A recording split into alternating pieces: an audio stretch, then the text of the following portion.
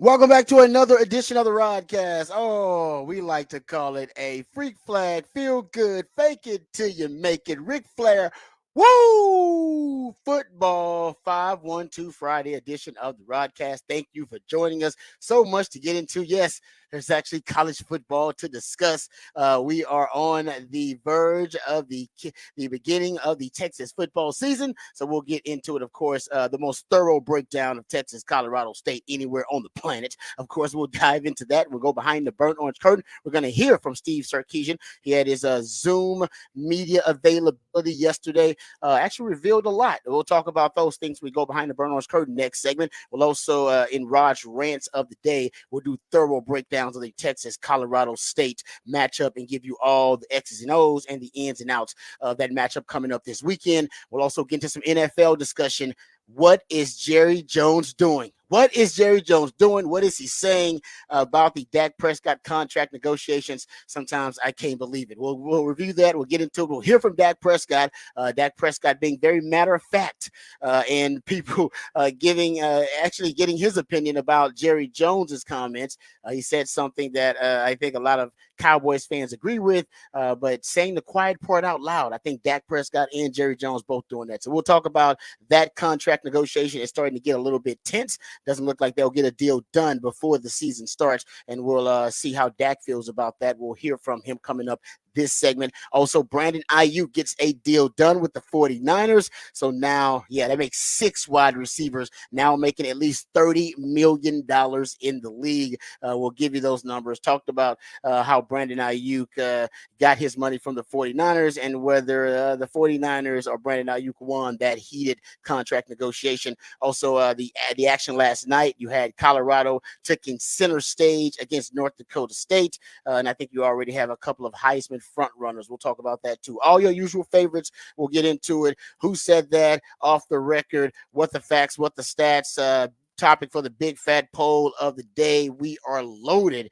on a Freak Flag Friday edition of the Rodcast. Before we do any of that, let's introduce you to the rest of the crew. He's one of the hardest working members of the ARN family. Got a hustler spirit, period. Not sure what he's paid, but I'm pretty damn sure this man is underpaid. Ain't no 401k for this hustler, and he's a hustle man of many talents. It's our friend, co-host, and neighbor. It's Patrick Davis, y'all. What's going on, brother? How you doing? We've made it to Friday. We are one day closer to Texas football. We got to watch. There were some good games last night. There was some entertaining football to watch last night. Yeah, it was. Even the Colorado game was entertaining. The Colorado game was entertaining. The North Carolina game was close. I don't know. It was not close. It was close. It was, not necessarily the most I like that. eye-popping, fun offensive struggle that you want to see. But it was a close game. You had the North Carolina State game that was close there for a while. It was one making you wonder if that team is for real or not. But a good Thursday night of action. We get a couple more games tonight, and then we move on to Saturday. Arkansas looked good. Obviously, we know they're not playing anybody of substance, but putting 70 on somebody. Hey, you know what? That's an accomplishment. And goose-egging somebody. Goose-egging somebody and putting 70 on somebody are both, equally impressive. And they're impressive independently in their own right. To do it defensively and offensively, but to do it in the same game, quite a statement by Arkansas. I ain't saying that, but that's a team that Texas plays. So I'm starting to do a little bit of homework. 70-0. Now it's Arkansas Pine Bluff. So I get it. But there are a lot of people that played Rudy Poots this past week, and they didn't put 70 on them. No, that's Arkansas. They didn't put 70 on, and they didn't goose egg them. So that's all I'm saying. That seems like one of those wins. That's we're gonna prove everybody wrong. We're going to come out, and then you're going to meet some real competition. It's going to be a little bit harder. I'm not even saying Texas in that, just saying their entire schedule gets tougher as it goes on. But, that was – it's a number that stands out, though, when you're looking at the scores. And it's an impressive win because, again, goose-egging someone is just difficult in itself. It's always hard. Exactly. But, putting up 70, it was a good effort by Arkansas. Those are the wins that if you can't win a lot, win the ones you can big.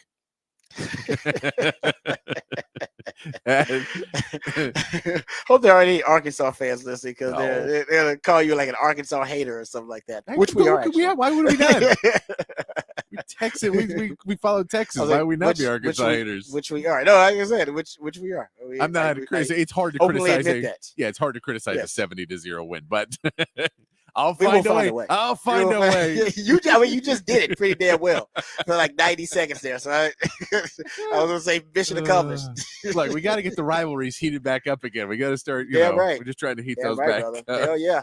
Who's helped me through that? My co-host. He's a proud alumni of DBU. He's got more papers than Dunder Mifflin and watches more film than Siskel and Ebert. He is a new Rod, father of Austin Sports Radio, Mr. Rod Babers.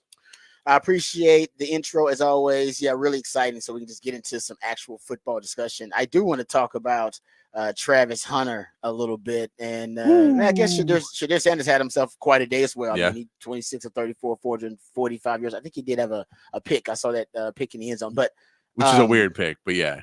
Yeah. It was what it hit off the dude's like calf. The defender's calf, and it bounced in the air, and then they called it. It was in the red zone, so it was a crucial one. But they ended up winning that game. But Travis Hunter, I think, was to me the most, even more so than Shadir Sanders, who had a really impressive showing.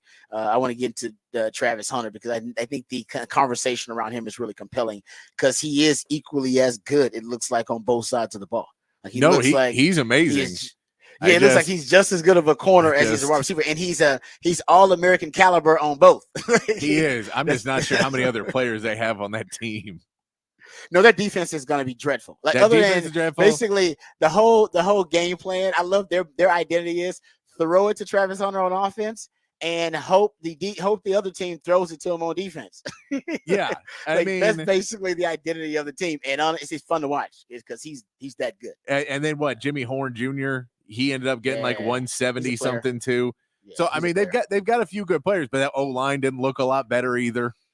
That O-line was getting pushed around by North Dakota State. And I get North Dakota State is one of the best. Is a power. They're the power in the FCS. Level. Yes. But if you're a Power 4 school, you should be able to handle them. And I know they've beaten Power 4 schools. I know they've gone up and done that. But if you want to have aspirations of being a very good team, then that's not a great sign that you were getting pushed around a lot by that. So they're going to have to figure out some things. Their defense, I think, is what's going to come back to our team. In the Big 12, if they and not saying North Dakota State doesn't have a good offense, they do. But the Big 12 is pretty much an offensive league, so they're going to have to win shootouts. And they can do it because they got some firepower. They got a first-round quarterback and a first-round talent at wide receiver in Travis Hunter, and a guy that will play on Sundays in Jimmy Horn Jr. But man, they got some work to do on the defensive side of the ball. Some serious work. But I like the show. They're a show.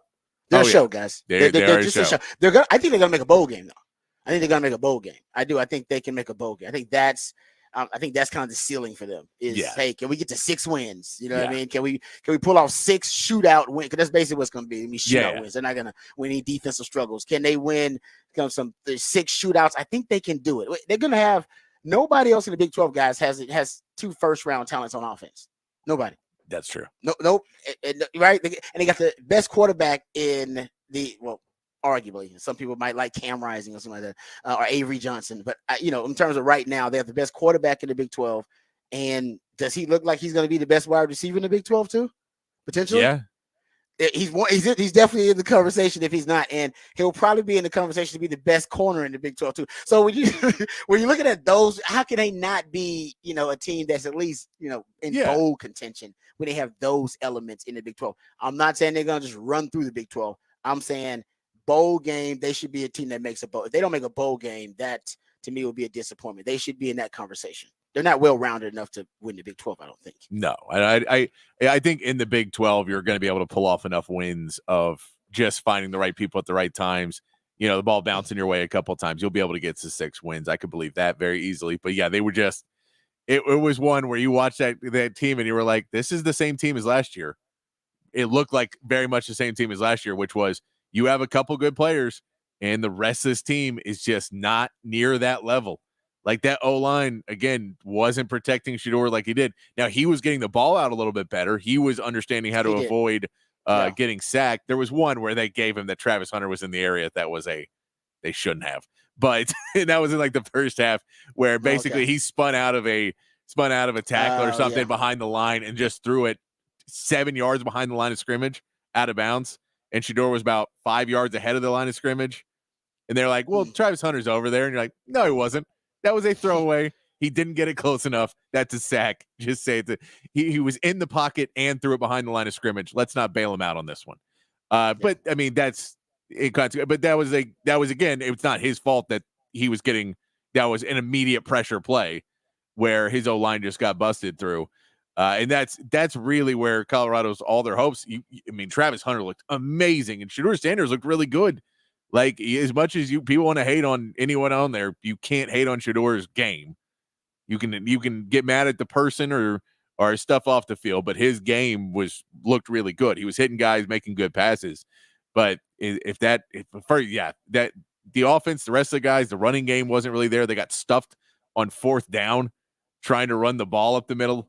You don't want to see that against an FCS school, and even though if it's a good one, you don't want to see those types of plays. And then to get to the defense and just getting carved up over and over again, not a great look. No, I agree. Travis Hunter, I mean, let's go to his numbers from last year just really quickly. 180. I mean, you look at him. He's actually kind of slim. He's a little. I'd like him to get a little thicker, and I think he will. But last year he caught 57 passes on 73 targets, 721 yards, 5 touchdowns, and had, I believe, you look at it on deep passes, he was like 7 of 20 on passes, 20 yards or more down the field.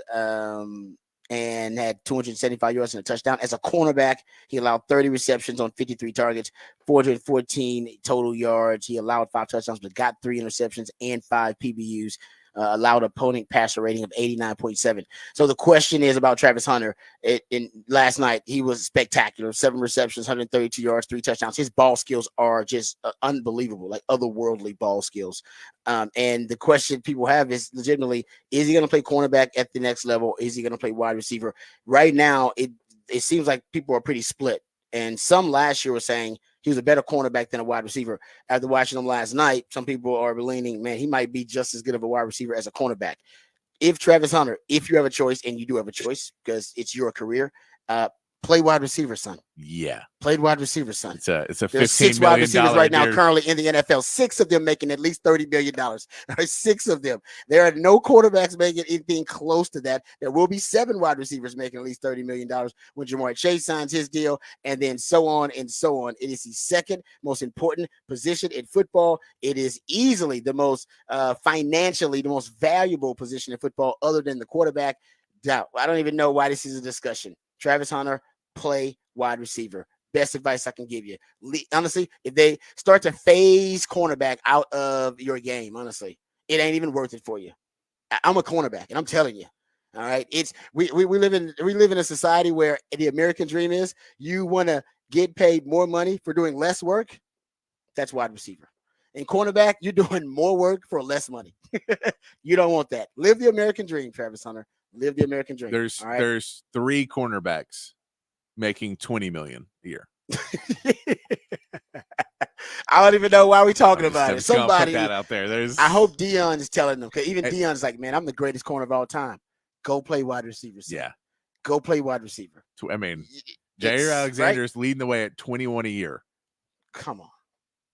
This is not even a discussion. I don't even know why everybody's like, what one? This is going to be a really tough decision. No, it ain't a tough decision. What? Is this a tough decision? No, it's not. This might be the easiest decision this young man ever makes in his life. Because he's a first round pick either way. They're going to draft him. If he wants to play cornerback, they'll draft him first round. I mean, if he continues to play like he did last night at wide receiver, that was spectacular. Yeah, it was. I'm with you. He kind of swayed me that okay, if he focuses on either one, he's going to be great. But he focuses on wide receiver. He actually has a really high ceiling too. I think people thought the ceiling was higher if he focused on cornerback. But I don't know. I don't know if you can just say that considering what we witnessed.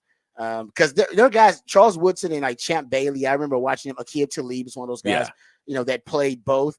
But they felt like DBs who were playing wide receiver, situationally. Yeah. They were just throwing him out there as a change of pace. Travis Hunter feels different. He feels different. Yeah. It doesn't feel like a DB that's just playing wide receiver. No, I would say if he was just catching long balls and not getting red zone catches, then I go, okay, play DB. because you're not going to be able to, if you can only play when the field is stretched out, where you can use your speed and kind of get open and make the catches. But he was catching contested balls in the end zone. That was crazy. The DB, that was great coverage. Yeah, I feel bad for that DB, man. I was like, dude, that was awesome coverage. You were draped up. He was like choke slamming him to the sideline, and then this dude catches him. Like, how did he? And the DB, you're like, come on, man. If I was a coach, I'd be like, bro, you ain't nothing you can do about that. That was excellent coverage. Yeah. Every corner, every scout in the NFL would tell you, excellent coverage on a first round wide receiver, son. Well done. All right, ain't nothing you can do about that. He went up and kind of, he really did. He's kind of boss hogged him. I mean, his ball skills, like I said, are uncanny. All right, there you go. So Travis Hunter, play wide receiver. We don't even need a hot take and research for that. Look at the wide receiver market. Brandon Ayuk, who we'll talk about here in a second. He just got his money. That's 6 wide receivers making at least $30 million. Patrick told you, what did you say, 3 corners? 3. And your top is at 21. The top's at 21. So it's not even a high 20s. There's 3 that are making 20. You're not even 21 is your lead. Yeah, you 21 Savage, man. Get out of here. Come on, man. Yeah. Cornerback. I mean, you making Christian Kirk money? That's essentially, Christian Kirk money. You making Christian I know that's an insult now. You making Christian Kirk money? Ooh, yeah, Christian Kirk money.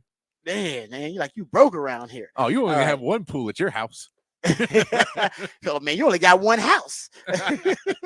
that's how City Lamb's like. You only got one house. Oh man, must be times are tough for you, huh? All right, let's get to the Horde headlines here. Then we'll come back. We got to get into this Dak discussion, and we got to get into the Brandon Ayuk discussion. So we'll get into NFL news, notes, and nuggets on the other side. But first, let's get updated, educated, and informed with all the top stories of the day with Patrick Davis in the Horn headlines. All right, your Horn headlines brought to you by Top Gun Rentals and Lawn Equipment. In the MLB, the Astros took advantage of 2 errors in the 8th inning to rally for a 6-3 win over the Royals.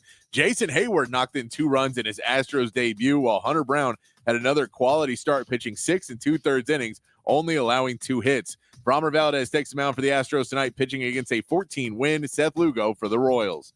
And the Rangers swept the White Sox with a 2-1 win yesterday.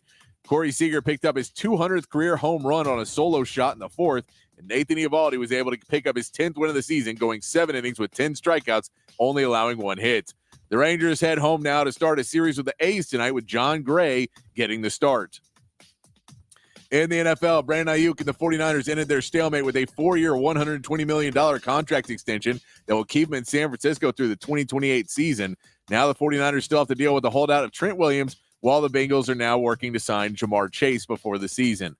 And in college football, Thursday night, several teams narrowly avoided upsets.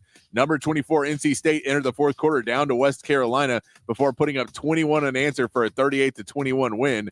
Colorado held on, stopping North Dakota State a few yards short of the end zone in the final seconds to win 31-26.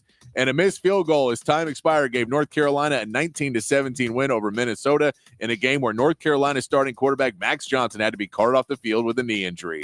College football action resumes tonight, and then a full slate of games on Saturday. And that is your Horn headlines. All right, thank you, Patrick, for the Horn headlines. Appreciate those. Yeah, lots of college football nuggets in there. Yeah, North Carolina, won the game, pulled out a tough one, and lost a starting quarterback, potentially. Yeah, that didn't look good. I don't want to itch and, pile on to Max Johnson, but he also didn't look great when he was playing. I think at 37 QBR in that game. So, yeah, he was not looking great just in general, but they did get the win. They were supposed to be playing both quarterbacks, was the report before the game, and then they just played Max Johnson until his injury. So they're going to have to go, but definitely a disappointing start to get the win, but then lose your quarterback in game 1. Mac did not look like a great happy camper at that moment. Yeah, and they're one of the most inexperienced teams in college football. If you look at like returning production indexes, they don't have a lot of returning production. So Max dealing with a really inexperienced team. Pulled out a gritty win though. They do have Omarion Hampton is the running back, who that O-line's not great, but Omarion Hampton looks pretty good as a runner. He was powering forward, taking some brutal hits when he did, but that is the guy to watch out for in North Carolina's offense, is the running back Omarion Hampton. All right, good stuff there. Thank you, Patrick, for those horn headlines. Brandon Ayuk signed his deal. This kind of came out of nowhere. And I'll admit the deal is a very team-friendly deal. And now we know he wanted at least $30 million because he wanted Amon-Ra St. Brown money, reportedly. So he did get that. He signed a 4-year, $120 million deal. But as Patrick and I talk about all the time, what's the guaranteed money? Show me the guarantees. $76 million guaranteed on the deal. Like I said, that's a pretty now the deal is front loaded, so he gets a lot of his money, early on in this deal. But 76 million guaranteed. They didn't have to, he's still top 5 highest paid receivers in the game with Brandon Ayuk. And I think maybe for him that was really important. But considering at one point they had a trade done, remember Adam Schefter did say they were never serious about trading him, but you did have multiple teams that were talking to Brandon Ayuk and had agreed to trade terms with the 49ers, and those trade talks fell apart. Brandon Ayuk ends up staying with the 49ers. And the question is, is he a number 1 wide receiver? Well, he's being paid like a number 1 right now. So, because in that system, I don't know if he's as important as a Deebo Samuel. But if you're the 49ers, you had to get the deal done because you are all in on, maximizing this championship window. So you couldn't afford to regress because you lost Brandon Ayuk and his man beater ability. Basically, kind of how I describe it. Look at all the pieces, skill position wise, that the 49ers have invested on offense. They're all multiple. Deebo plays running back and wide receiver. Christian McCaffrey, same thing. Kittle is a guy you move around the formation as well. Kyle Juszczyk, you move around the formation too. Ayuk's the only guy you don't move around the formation, and that's fine. Actually, that's deliberately. That's done intentionally.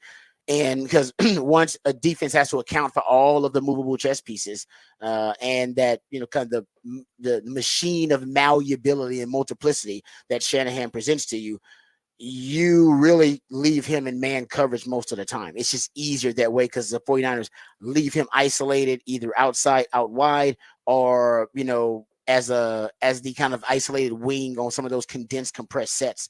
And it just has to beat man coverage a lot of the time.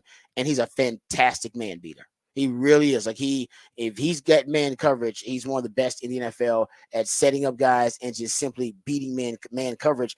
And because of that, because he gets a lot of man coverage, then his deep ball, his deep ball efficiency as a receiver is really, really good. I'll give you this in terms of his yards per target. 14.6 yards per target. So, you're talking about a guy that gets deep downfield vertical. They don't really mess with Ayuk when it comes to a lot of short intermediate stuff. He averaged 17.8 yards per catch.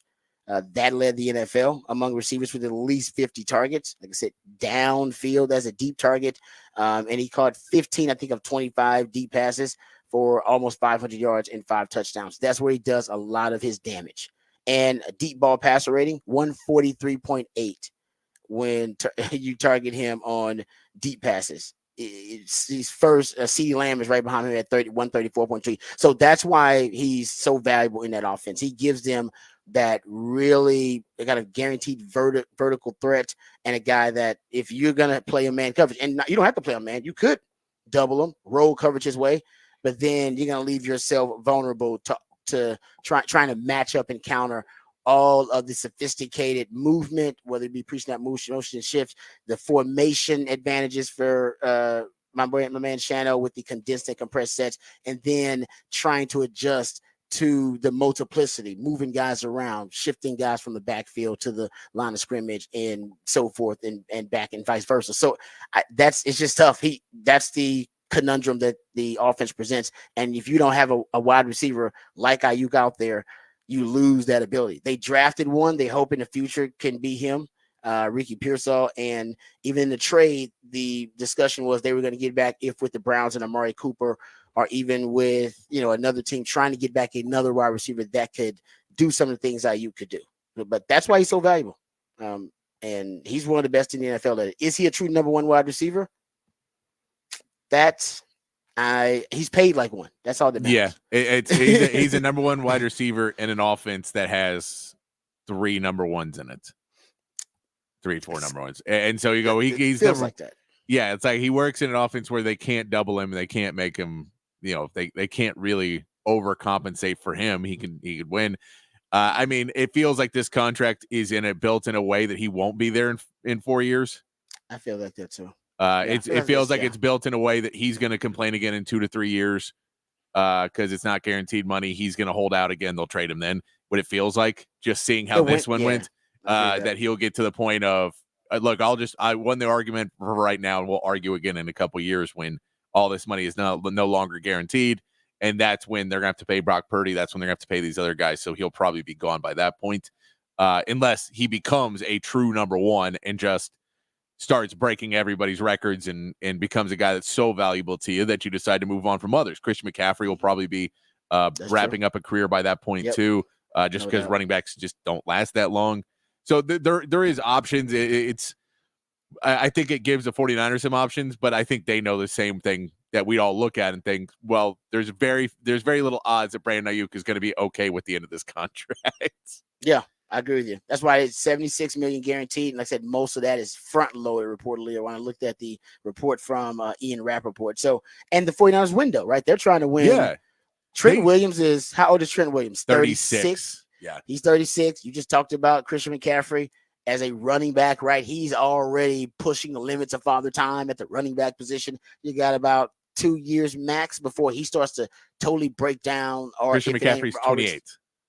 Exactly. And he might as well be 38 in running back years, right? At 20, no, it is. That's just the way I live. At 20, it's some professions where 28 is old. You're a 28-year-old stripper. It's like, man, you old.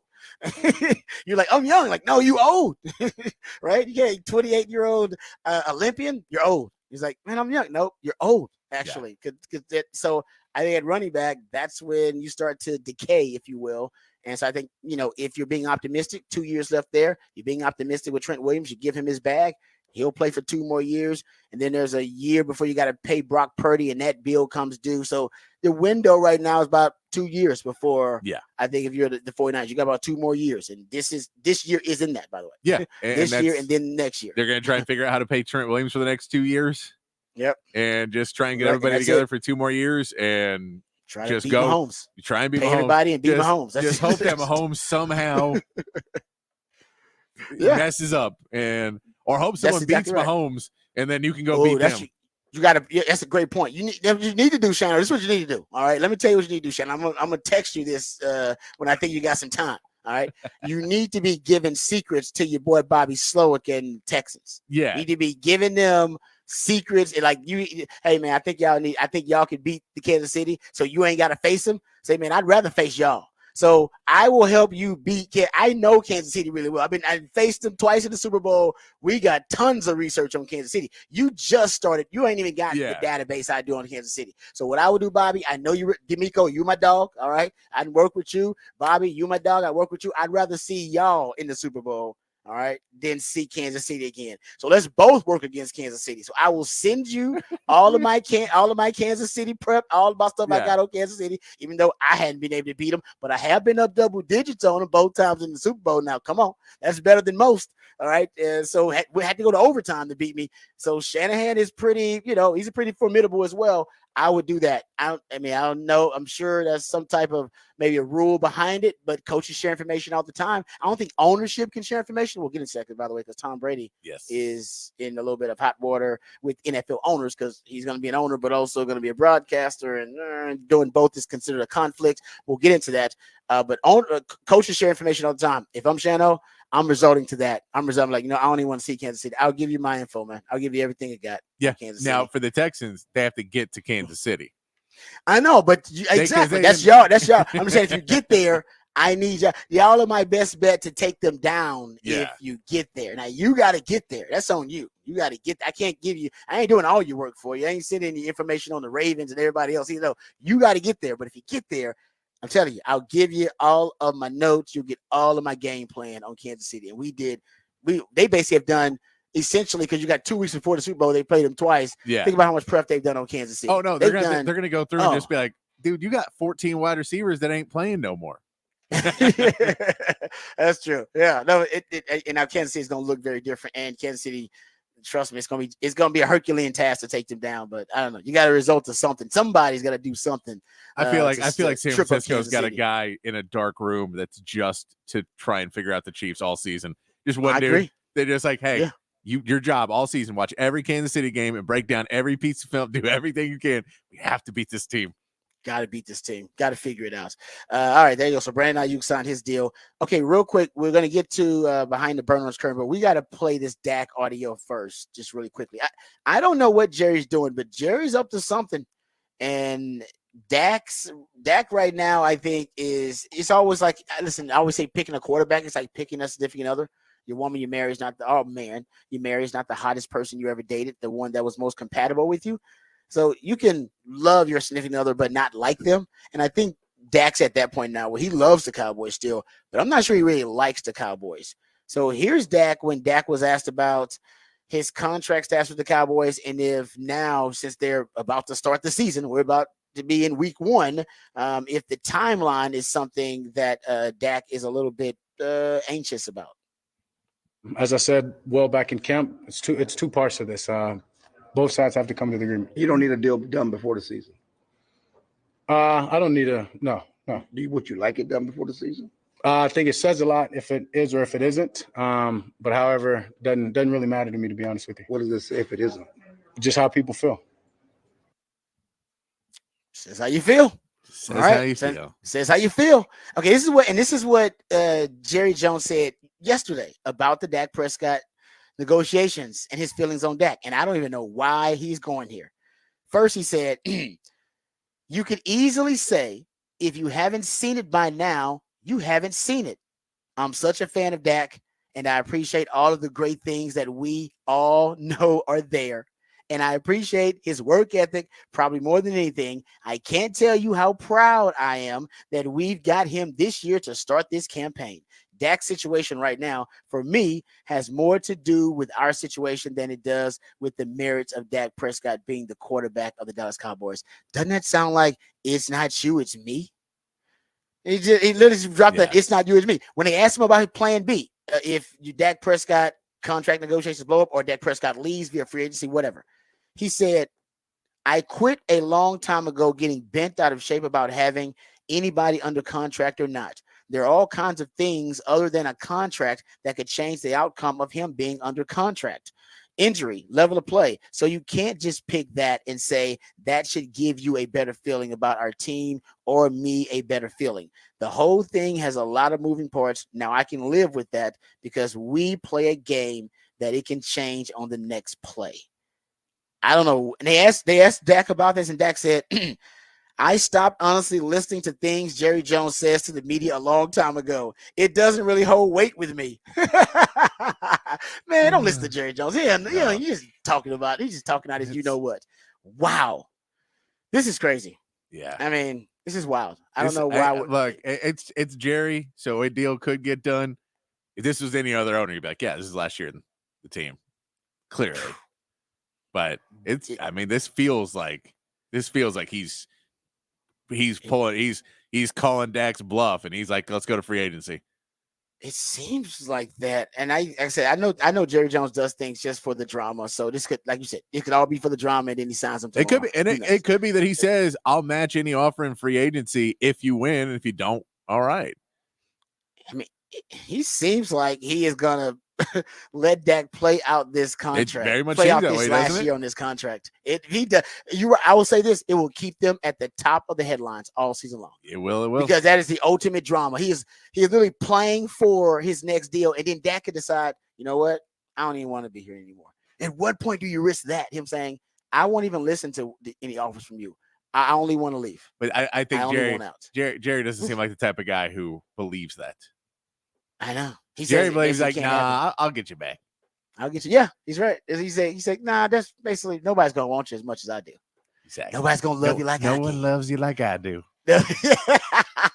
Oh, that's great drama. All right, we'll come back. We'll get to the break and come back and go behind the Burners curtain. We'll hear from Steve Sarkisian about this upcoming matchup versus the Colorado State Rams right here on the Rodcast featuring Patrick Davis on Lifetime Longhorn. Rod Babers coming back on the Horn.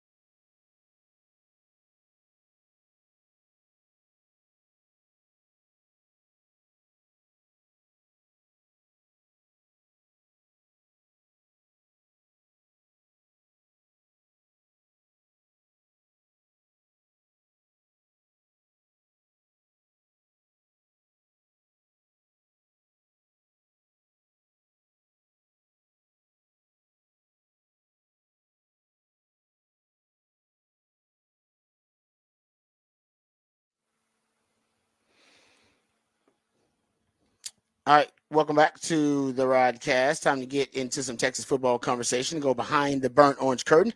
Sark had his Thursday Zoom call with the media yesterday, and thanks to my man Patrick, we have some audio of Steve Sarkisian talking about the upcoming opponent, the Colorado State Rams. They do run the air raid, as we've talked about and said many times. As a matter of fact, they have the quarterback coach is actually Hal Mummy's son. Matt Mummy, who's on the staff. I think he's the assistant head coach. So he's one of the offensive minds. Jay Norvell's got an air raid background. So here's Sark discussing that Colorado State offensive air raid attack that the Longhorns will face on Saturday. Well, I think one, they have an elite receiver, and knowing where he is critical. First of all, because a lot of their offense kind of starts with him, and if the quarterback's got a favorable matchup, you can almost guarantee that's where the ball is going to go. But I think they've added some pieces around him as well. We know Armani Winfield well. We recruited him. He was committed to us here a couple of years ago. So the addition of Armani, I think, is helpful. They have a runner who, only played in 3 games last year, rushed for over 300 yards. So we think the running game could cause some issues there as well. To try to create some one-on-one matchups on the perimeter. And they know their system really well. And then because when you know your system well, they know the answers to the test when you try to give them a different look. And so I think it's important for us to, be tight in coverage, try to affect the quarterback, and then having the ability to mix things up to try to create a little bit of hesitation. And I think ultimately they're going to move Torrey Horton around. That's what he was referring to, the really good receiver they have. The running back that he mentioned is Justin Marshall. Last year, he played in the last 3 games and rushed for over 300 yards in the last 3 games. So he was probably their kind of a bright spot in their running game, even though it's one of the worst running games in college football last season. It did show some promise, and hopefully for them, he can pick up where he left off. But matching up with Torrey Horton, trying to neutralize him is going to be, to me, the priority number one. Right, that should be your number one emphasis early on in the game defensively. And we've talked about it, actually. We brought it up earlier this week, and I've said before, I think they're going to start moving Jahdae Barron around. They should do it based on the matchup, based on the opponent. Patrick said, hey, why not do it versus Torrey Horton if they're going to move Torrey Horton around? I think they will. I think Torrey Horton, I believe the stat that I have, he's in the slot around 21% of the time. I would put him in the slot half the time versus Texas, just so you can put him on the move, put him in motion. You can almost hide him and manipulate matchups. I think Sark and the staff are ready for that, because he mentioned, talking about Jahdae Barron, that potentially you could see Jahdae Barron play all around the formation and even match up with Torrey Horton potentially. Here is Sark. I don't think we have to necessarily do that. There could be moments, specific situations when that arises, but we're comfortable with the guys that we have back there. And I think a lot of them are interchangeable. I think that's one of the beauties of a Jahdae Barron, because he could play 3 positions here Saturday. He could play corner, star, and safety. And then the versatility to disguise coverages is helpful for us that way too. So again, if he's just locked on one guy the whole time, that kind of minimizes our ability to disguise some of the things we're trying to do. All right. Kind of admitted they're going to move Jahdae Barron around. There's a possibility he can play everywhere in the secondary. I like that idea. I've been saying for months that if you're going to make him a Thorpe Award finalist, you need something to sell, and selling him as the most versatile defensive back in the country is not a bad idea. And also using him and deploying him in that way is not a bad idea. So I'm glad that that's the approach they're taking, and a lot of versatility in that secondary. That's the buzzword in recruiting the secondary and in development of the secondary these days. They want that versatility because it's going to give them the ability to solve problems, give them more options, more solutions. Seems like Sark and the staff are on that bandwagon. I like it. All right, great minds think alike. And this is a retro principle. This is not something new. Like I said, Coach Akina had his own version of it. He called it a 5-tool DB. And that's how he ended up with Quentin Jamler and Ahmad Brooks and Nathan Basher, all who played corner and safety, starting in the secondary with me. And that leads to your Kenny Vaccaros and your Aaron Williams and your Quandre Diggs and your Michael Huffs, who can play down to any position in the secondary, and a lot of guys who play multiple positions. And I think Sark wants to get back to that, because it's just a solutions-oriented blueprint. because no matter what the offense tries to do to find matchups that favor them, they never will in the secondary because the safeties can cover like corners, the corners can tackle and play the run like safeties. And that's ultimately what you want, the 5-2 DB. Anthony Hill can do both. He also plays coverage really well and also can play as a really, I think, a high-level run defender. Also got it one of your best pass rushers off the edge. So he's missed to do it all. And because of that, Sark revealed that he is going to be the quarterback pretty much of the defense, calling the plays with the new headset communication. Yeah. He'll wear it. And there's, when he's not on the field, other guys are going to have to wear it. I think that's one of the unique things about the way the helmet works here in college football. I'll be honest with you guys. I think you guys are making way too big of a deal over this thing. I get asked about it in every press conference. I get asked about it in everything that I do. It's literally getting the call and then telling the D lineman in the call. Everybody else still has to communicate. When you go against a no huddle team, we don't get to huddle like you do in the NFL and the linebacker call everybody up and call out the defense and then disperse. When you're going against an air raid team that's spread out and they're going fast and they're going tempo, like we still have to be creative with our signals. We still have to do all those things. And so I know everybody wants to make a big deal out of the communication thing, and understandably so, because it's new. I don't know if you're going to see a whole lot of a difference in the game. I know we watched the games last week. I mean, if nobody told you there was helmet communication in the Georgia Tech Florida State game, I don't know if anybody would have known. Like, it's just a little easier way to communicate. And I don't think it's like going to be some earth-shattering advantage of one side of the ball or the other from a strategic standpoint. All right, so I'm saying we're making too big a deal out of the headset communication. We'll see. We'll see how advantageous it is. I think it could be really helpful to the passing game on offense. I'm with him. I don't know how helpful it is to the defense. I've been saying that. Like, I don't really know how it really helps you on defense. I definitely think it helps the quarterback who can talk, who can essentially his coach can talk to him through a pre-snap read. I think that helps. Okay, speaking of offense, I think one of the things I'm watching for, along with a lot of Longhorn fans, is the chemistry, the timing, the continuity between the synchronicity between Quinn and the wide receiver, since we have so many new faces. Here's Sark talking about finding that wide receiver chemistry on Saturday. Well, again, I think the beauty of the way we practice and how competitive our practices are, we put them in a lot of situations to where rapport and chemistry is going to matter. And I think that has shown up in a lot of our scrimmages and our team settings. And we feel comfortable with that rapport. Naturally, I'm sure we'll have some growing pains there. But because of the way we work and the time and the effort that those guys put in the summer on their own, and then what we do in training camp, I feel confident that Quinn's got good rapport with all these guys. But like I said, I'm sure there'll be some growing pains that we'll have to work through. Yeah, that's kind of what I said too. This work should have been done in the off season. There shouldn't be as much of those, issues, as many of those inconsistencies and timing and depth, route depth issues. You shouldn't have as many of those, considering the off season they had to work. I know Silas Bowden got here a little late, but with the rest of those guys, I'd assume they got a lot of those kinks kind of ironed out during the off season, when you can do player led workouts before you get into pads and before you got a chance to get into either the spring for some of these guys or into fall practices. All right, there you go. So that's Sark. We got some more Sark cuts we'll get to when we go behind the burnt orange curtain again, coming up in the 8:00 hour. But coming up next, we got your topic for the big fat poll of the day and your musically themed day of the week, starting up right here on a Freak Flag 512 Football Friday edition of the Rodcast, featuring Patrick Davis. I'm lifetime Longhorn Rod Babers, coming back on the Horn.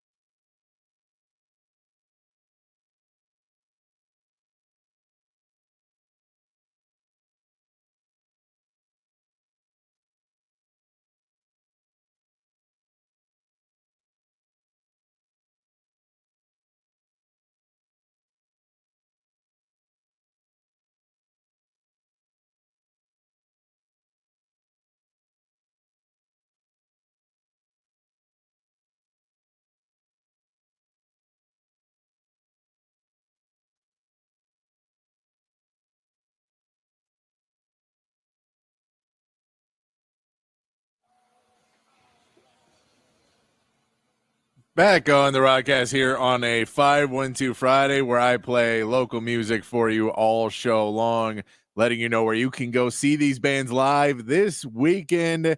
This is Love and Chaos, and they're doing their album release party tonight at Saxon Pub. If you want to go check out some Love and Chaos tonight at Saxon Pub. Let's get to the big fat poll of the day. Text line's open 512-447-3776, and we'll get this posted up on X at the Horn ATX. Patrick's big fat poll of the day on the Horn. We just heard Sark talking about the receiver chemistry with Quinn Ewers and getting it in there. So let's ask you, in a game where we're likely to see a lot of wide receivers, I saw reports that DeAndre Moore is looked to be the starter in the slot for Texas. Those reports are starting to come out that you will see a lot of different rotations and different guys getting out there and playing in this game. Question is, who will lead Texas in receiving yards against Colorado State?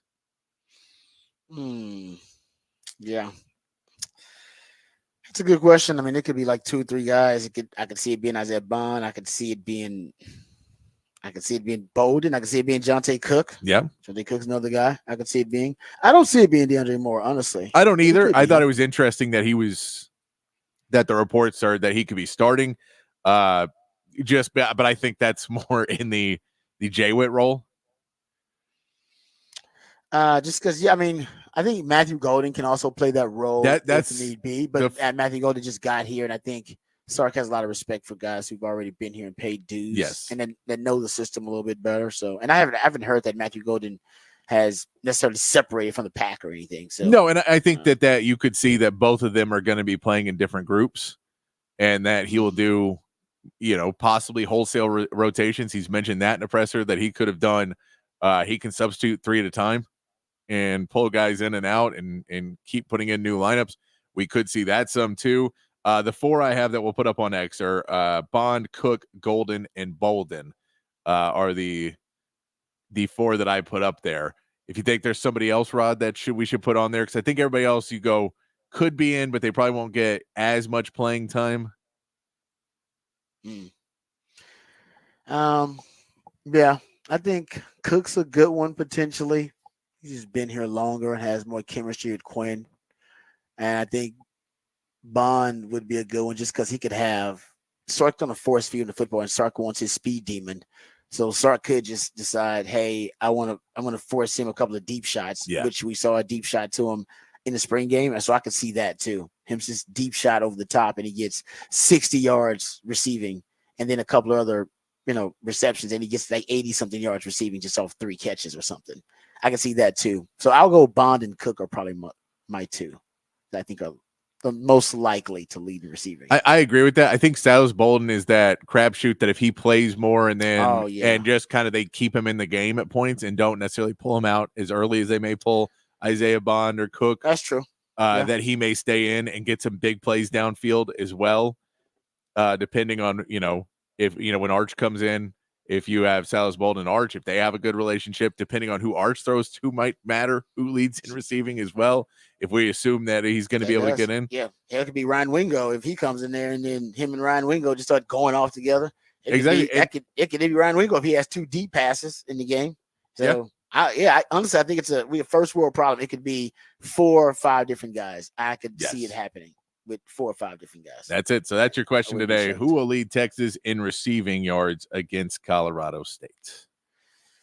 Yeah. I can't wait to see what the rotation is for Sark. He has not been very open and forthcoming with that. So we still don't know. Like you said, there are rumors about, I've heard some rumors that Jonte Cook has solidified himself. I've heard the rumors and reports that, it could be DeAndre Moore who's solidified himself. I wonder who the starting 3 is going to be. If I had to guess right now, my starting 3, oh man, would probably be Cook,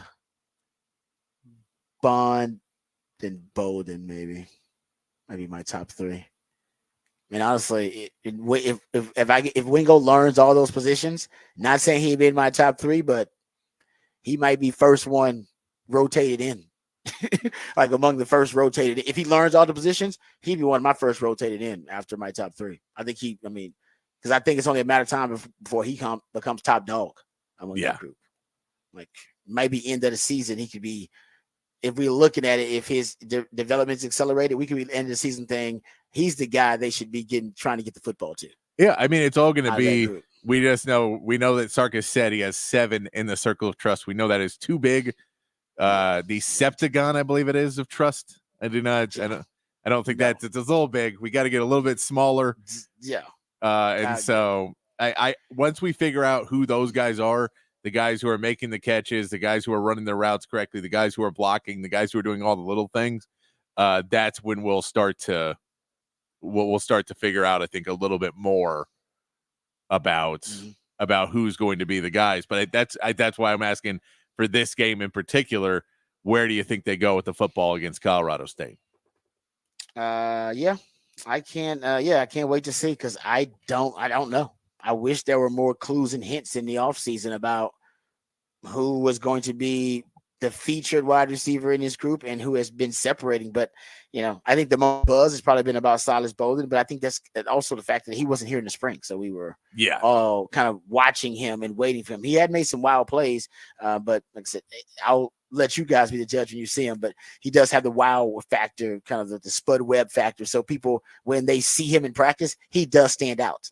Just because you go, no, that guy's not. And he can make plays just like everybody else, but when you see him of his size and stature make those wild plays, they stand out even more. And then that becomes the only thing you remember from practice. Oh, man, you just heard this Silas Bolden play he made. It's like, well, yeah, remember the Spud Webb dunk. You don't remember the guy who led them in scoring because the Spud Webb dunk is just like singed in your memory. And I think Silas is a factor, that kind of factor, I think, is what we're dealing with, is why there have been so many reports about Silas Bolden. And I think he's going to be really impactful. But I think there have been some other guys who have probably been just as consistent and we just don't hear enough about. So good problems to have in that wide receiving core. Nobody has any idea who's going to be the leading wide receiver or the wide receiver one for this group. And maybe there won't be. Maybe there'll just be, different guys on different occasions, different games, step up and play different roles depending on how the coverage is and depending on the tendencies of the defense and what Sark wants to attack. And maybe that changes up week to week. All right, good stuff there. That's the topic for the big fat poll today. Who's going to lead the Longhorns in receiving in the first game versus Colorado State? And back in the day when we had JT Sanders, it could have been him. He could have been thrown in there too. We're talking about the wide receiver position. All right, so we come back. We'll get into some other NFL news, notes, and nuggets on the other side. Raj rant of the day. We'll dive into the breakdown of Texas versus Colorado State. Why is Tom Brady getting some of the harsh kind of cold shoulder from the other owners in the NFL? We'll tell you why that's the case. And we'll also get into some other NFL discussion. Dak Prescott and Jerry Jones trading jabs via the media. All that and more right here on the Rodcast featuring Patrick Davis. I'm lifetime Longhorn Rod Favors coming back on the Horn.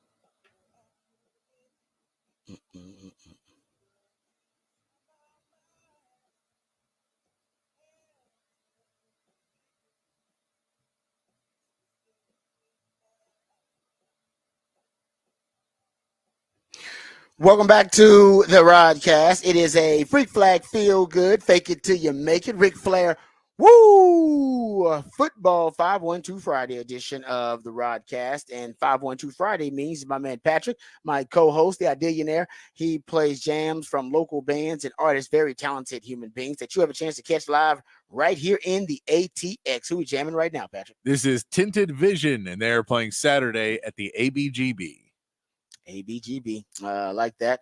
All right, thank you, Patrick, for that. Also, Patrick comes up with the topic for the big fat poll of the day, which you can check it out at the Horn ATX on the X account. Let the folks know what the topic is, Patrick, for the big fat poll of the day. Big fat poll today: who will lead Texas in receiving yards against Colorado State? Okay. Yeah, like I said, it could be five different guys, and I wouldn't be surprised at any of them. So Nope. That's how deep Texas is right now at wide receiver. And like I said, we don't know how long the first team is even going to be in there. We assume at least for the first half, and then maybe the first drive of the second half, and after that, we want some March Madness. And then you got to consider who Arch, if they're going to still be throwing the football when Arch is in there, and how much they're going to be throwing the football into. So a lot of factors that could play a role. But I'm going to go with Cook, and I'm going to go with Cook or Bond. I haven't figured out which one I'm going to vote for, but Cook or Bond are probably the most likely for me. We shall see, though. Good problem to have for Texas. Texas fans, too. Even we are right now, I think, uncertain about who's going to be the top receivers, who's going to be the starting receivers for this group. But that's kind of one of the fun parts about watching this game on Saturday, isn't it? It is. No, it's definitely one of the things I'm looking for. First and foremost, like, who starts, and then who's getting the most targets. It's share. Like the fun part is watching the wide receivers and saying, man, who's getting the target shares and how do they look and what's the chemistry like and who's got the speed and who's got the pickup, and can we see a big Silas Bolden catch? And then the flip of that is the other side, which is please defensive, please secondary, please secondary, look really good secondary, please. Like that one, I don't know if it's as fun. That one's more of you just think defense step up. The secondary to me is more concerning. That's more of a grave concern than the wide receivers. That's just fun. Exactly. We know there's going to be like really good production at wide receiver, and we know Sark's going to figure out his rotation and the circle of trust. We just don't know how big it is. So that's fun to follow. I'm a little stressed about the secondary. Exactly. Yeah. That could end up being real problematic. Like if they can't defend Colorado State's air raid, that would give me some pause about them going forward in the SEC. Yeah. I'm with you. It's exciting, and I want to see the pass rush. I've talked about. We'll get into that in Rod's rant, but I think the pass rush actually could play a huge role even against this air raid offense, and I'll explain that. But we'll get into more Texas, Colorado State, of course. That's your topic for the big fat poll today. Go check it out.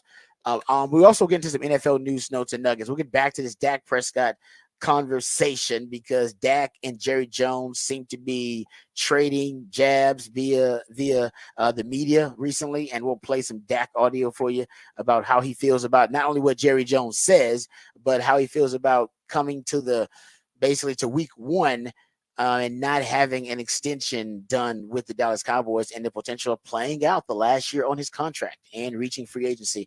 So we'll hear how Dak feels about that.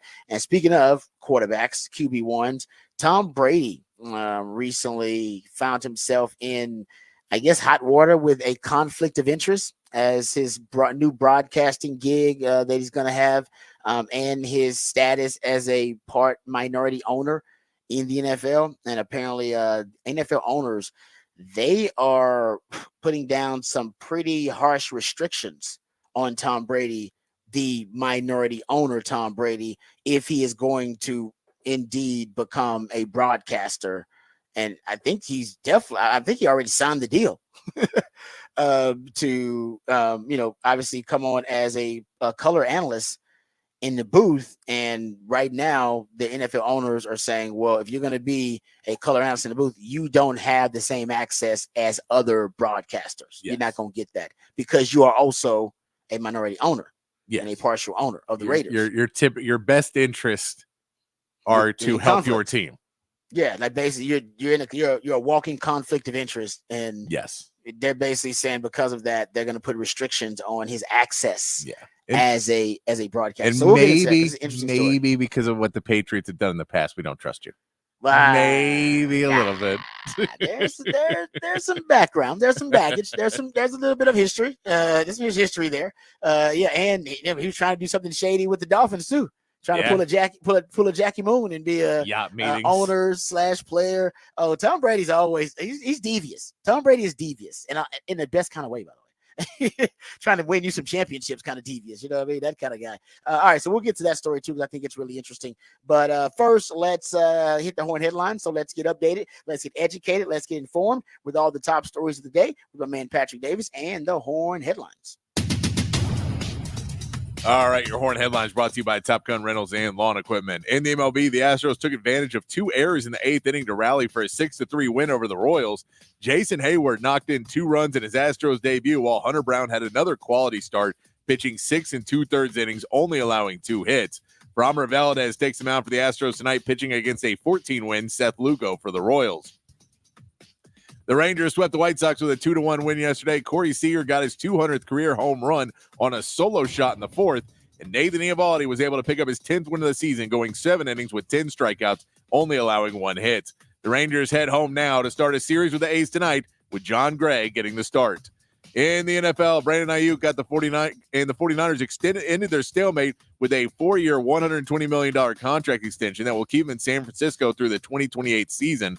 Now the 49ers still have to deal with the holdout of Trent Williams, while the Bengals are still working to sign Jamar Chase before the season. And in college football Thursday night, several teams narrowly avoided upsets. Number 24 NC State ended the 4th quarter down to Western Carolina before putting up 21 unanswered for a 38-21 win. Colorado held on, stopping North Dakota State a few yards short of the end zone in the final seconds to win 31-26.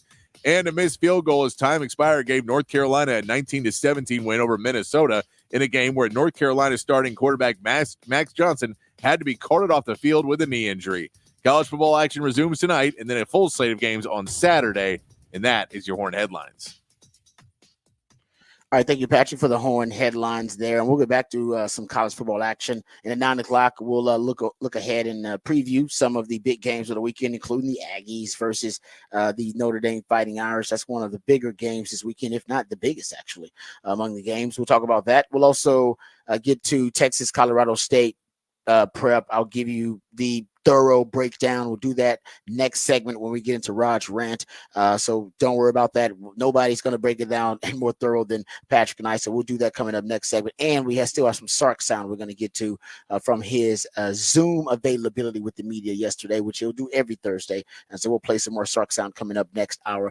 But let's get to this. We'll get to the Dak story here in a second. Let's get to this Tom Brady story, because this is actually pretty interesting, and it shows you that the NFL owners, who they just decided this, by the way, at NFL meetings on Tuesday.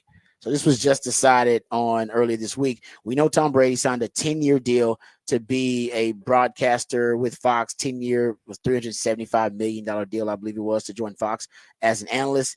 And that starts the 2024 season. So starting up this season. But also Tom Brady, because he wants to diversify his portfolio, he's also a partial minority owner of the Las Vegas Raiders. And at the NFL meeting on Tuesday, the owners decided that there got to be certain restrictions on Tom Brady if he's going to be both. If he's going to be a broadcaster and also be an NFL owner, well, because of his conflict of interest being an NFL owner with the Raiders, he's not going to be allowed the same access that other broadcasters would be, because they get insider access to all these other teams. They get to go into the facilities. They get to go into the locker room, meet with the coaches, meet with the players. They get to, they get all. That's why I always said it's a great idea to get out of the coaching game for a while and just get into go into media and broadcasting, because you get all of the access. You get to find out, you get all the research to find out what every team is doing. And you can always just go back to coaching. Once you find out what every team is doing, and they give you all their secrets, and you learn a lot of their schemes, and you learn how their business model operates. You will talk to the GM and everything, and they'll be very open with you, because the NFL is a television product. They want their television product to be really good. So the NFL is really big about, hey, you need to give these guys the information they need so that they can broadcast a great television product. All right. So they can be really good at their jobs. And I always say you should get out of, the coaching for a while. If you're tired of it, get into broadcasting, go back into coaching. And it really will help you, because even if you don't get, say, you don't get necessarily the insider secrets you want, you will grow and develop and evolve as a coach, because you're going to be exposed to so many different types of schemes and so many new tactics and strategies. Either way, that's basically what they're worried about with Tom Brady, that he will learn all that stuff and then take it back to the Raiders. Yeah. And say, hey, y'all need to start doing stuff like the Ravens. The Ravens do this, or hey, the 49ers, they do this. Or and we'll watch a little bit of practice film, or we watch a little bit of practice, and they're going to run this play, and yes, they've been practicing this thing. They like this practice squad guy. You should take him because he's really good. They think he's going to be a star. Blah, blah, blah. Yeah, it's stuff like that. And so essentially in these NFL meetings, the league confirmed to ESPN that among the restrictions, Brady would not be permitted to be in another team's facility, would not be permitted to witness practice, would not be permitted to attend broadcast production meetings, either in person or virtually. Basically, lack of access to coaches and players before games could be, that's a severe restriction. I don't even know how you do your damn job without that. In addition to those restrictions, and they presented these kind of Brady, they call them Brady broadcast restrictions. They presented on like a slide and everything. They had a whole presentation about this. So the owners really felt passionately about this. Like, no. The dude he's won enough championships, all right, as a player, doing shady stuff that we didn't know about. We're not going to allow him to do it as an owner. And a league source told ESPN that owners had raised several questions about this conflict as soon as, it was announced that Brady was going to be a broadcaster. So aside from the access restrictions, Brady, if he were to become a limited partner with the Raiders, and he will be subject to other applicable league policies for that are common to owners, including he would be prohibited from publicly criticizing game officials and other teams. While Brady could, in theory, state that he disagrees with a call on air, he would be subject to fines or even a suspension if he went too far. He would be subject to the league's gambling policy. He would be subject to the league's anti-tampering policies. He would be permitted only strictly social communication with members of other clubs. Yeah. And apparently this will go into effect if Brady does indeed go through with his minority partial ownership of the Raiders and his broadcast deal, which I imagine he's done. He already signed the deal. And I guess you can get out of the deal if you're like, I can't do my job. They won't even give me access to do my job. Yeah. I am basically like I'm going to go into that situation with my knowledge, of course, like Tom Brady. I know a lot, but I won't have any more insider knowledge than the fans will. Yeah. I can't be like, I spoke to the coach earlier today. Yes. Right. All right. Yes. I was in the meeting with the quarterbacks, and this is something we talked about. You can't say that. Yeah. No, and and I get it. And, you also have the factor that Tom Brady could walk into any of these player meetings and talking to the player and be like, oh yeah, you're on the last year of your deal. Las Vegas is a pretty cool place. And you can't talk. It's tampering. You can't. Yeah. Yeah. Do that. Wow. I get it. And the one of not criticizing the officials or other teams is kind of funny. I think there's twofold on this too. I think that there's part of it where they don't want to have owners having that much sway in the media. They don't want to have. They feel that it's giving Las Vegas a big edge up if he basically will keep saying Las Vegas, which that's a hard sell right now. But that the Raiders are this great team. But I think there's the other side is I don't think they want players owning any part of the teams. No, even ex-players, they don't like it. They don't like it. And they're like, we get it, Tom. You want to be a part owner because you tried to work this deal with Miami. Yeah. You've tried to do this a couple times. We don't want that. And so we're going to fight hard to try and keep you away from that unless you want to come to our team. And then, cool, we'll fight for you. But until you do, we don't want you to go help out the Raiders. Yeah, I think that's a big part of it, man. I think ultimately they don't like the movement of players seeking ownership. That's why they unanimously agreed on the rule that current players not own, or they can't get a stake in ownership of a team. No players can. So there's no revenue sharing deals like Messi has with MLS, that kind of stuff. It'll never ever happen. And I think they even want to get away from a potential Michael Jordan situation where a ex-player ends up owning part of the team. It's weird. I don't know why, but I don't know why they would fight against it, but it seems like they will. Peyton Manning is going to get it, but they like Peyton Manning. Peyton Manning seems like he's one of them. They feel like, I don't know, for some reason, I think they would be more comfortable with Peyton Manning owning a team than Tom Brady. Yeah, because I think Peyton Manning comes off. I mean, I get why. Is that he's more right? Do you trust Tom Brady at all? If you were running a team and Tom Brady was involved on the other team, do you not think he would do every single thing in his power to win? Yes, which he has done.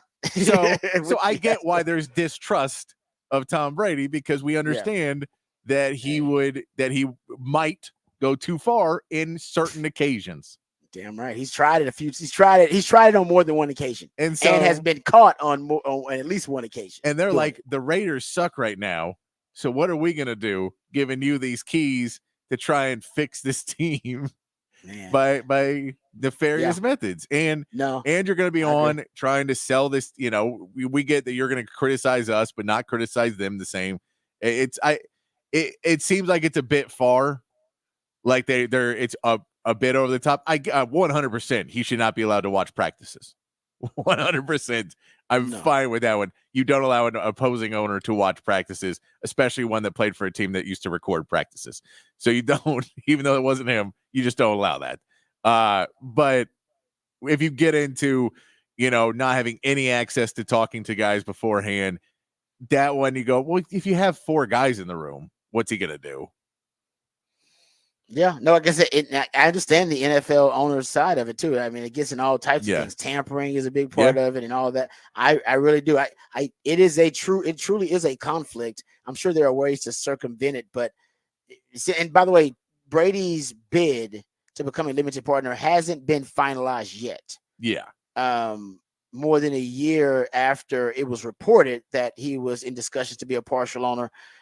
He agreed to buy a stake in the team. Owners and league executives have had questions about the selling price of his proposed 10% stake. The Washington Post reported in March that the discounted rate that Brady was due to receive concerned owners, and about the conflicts of interest as a color analyst on a broadcast partner's top television team. So his bid has been stuck essentially in purgatory in the league's with the league's finance committee. If it clears the committee, Brady's ownership stake also must be approved by 24 of the 32 owners. So once the finance committee looks at it and they're like, all right, it's above board, there's nothing shady going on here, this is in line and tracks with what our value is of this 10% stake, then the owners, which are the ones who are bringing up all of these restrictions, they're the ones who got the beef, as Patrick talked about. They got to approve it. At least you're basically talking about 75% of the owners that have to approve it. That would be tough. I don't know if you would get that from them. And again, when beginning the discounted price, where they say you're lowering the value of all of our teams when you sell 10% to a guy, but basically as a marketing play, because you're going to have Tom Brady be a part of your ownership.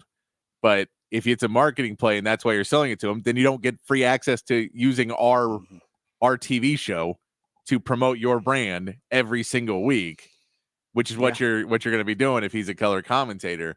So you're going to promote your brand for free on our TV show. Let's say you can only choose one. You want 10% stake of the Raiders, or you want to be a broadcaster for 10 years, $375 million deal. Which one do you want? Which one, if you're Brady, which one means more right now? Say you had to choose one. And you can walk away from broadcasting in 4 or 5 years and go back and buy another. I mean, it'll be more expensive then, but. Exactly. That's just said it right there. Think about how the value of these teams is starting to balloon. Yeah. It's going to be way more expensive then. Way more. You can always go back to broadcast. They will always take you. And they understand that you have restrictions now. It's like, I can't do my job, guys. They're not going to let me do this job right now. Yeah. All right. But if I get that 10% ownership, I can flip that in 5 to 10 years for double what it's worth right now. Easy. Yeah. And then go into broadcasting. I don't know. I think the ownership stake in the NFL might be the way to go if you had to choose. And I wonder, both ideally, but if I got to choose and it's your ownership stake, even though it's a partial, it's hard to pass that up, man. I'm also curious of what there was another rule passed or another thing passed that NFL teams can now get 10%, sell 10% of their team basically to public. Yeah, equity. They got the equity. equity deal. Yeah, the equity deal. Yep. And so now if you're the Raiders and maybe you say, well, screw all this, it's too much noise and we don't want to deal with this anyway because we're not getting out of this what we thought we were going to get out of it with Tom Brady, but we need some money. We can go that route and sell 10% of our team to private equity and get this piece back and get plenty of money that way. You know what the Raiders are worth after their move to Vegas? Yeah. In 2023, the franchise value amounted to around $6.2 billion. Take the franchise to hell with the Fox deal, man. That's pennies. You can get that later on.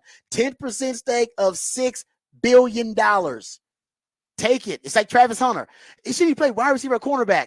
It's easy. There are 6 wide receivers now making $30 million in the NFL. There are only 8 quarterbacks making 30 plus million, and 6 of them are wide receivers. Travis Hunter, easiest decision you ever made. Play wide receiver. Go where the money is. Brady, give up the Fox deal. Say, you know what? That 10-year contract. Let's do it in 10. Let's do it in 5 to 10 years. Let's do it in 5 or 10 years. I'm going to take the ownership stake now, and we're going to flip that in 5 to 10 years when I'm a little bit older, because right now the NFL wants to hate on me. But let me flip this 10% of this $6 billion in 5 years, and then I'll get back with y'all. Oh, I can't. Ooh, man. $600 million. Come on, man. I can't. It's easy. Oh, it's easy. You know what? Insufferable. Easy. Do you want insufferable in 15 years? Aging billionaire Tom Brady's going to be when he's doing announcing. He's going to be insufferable. It's going to be insufferable. Billionaire Brady. You're right. That's a great point. Because if he does it the right way with this ownership thing, dude, he could be a billionaire. A billionaire coming back and doing these games. Back in my day, man, we used to play real football.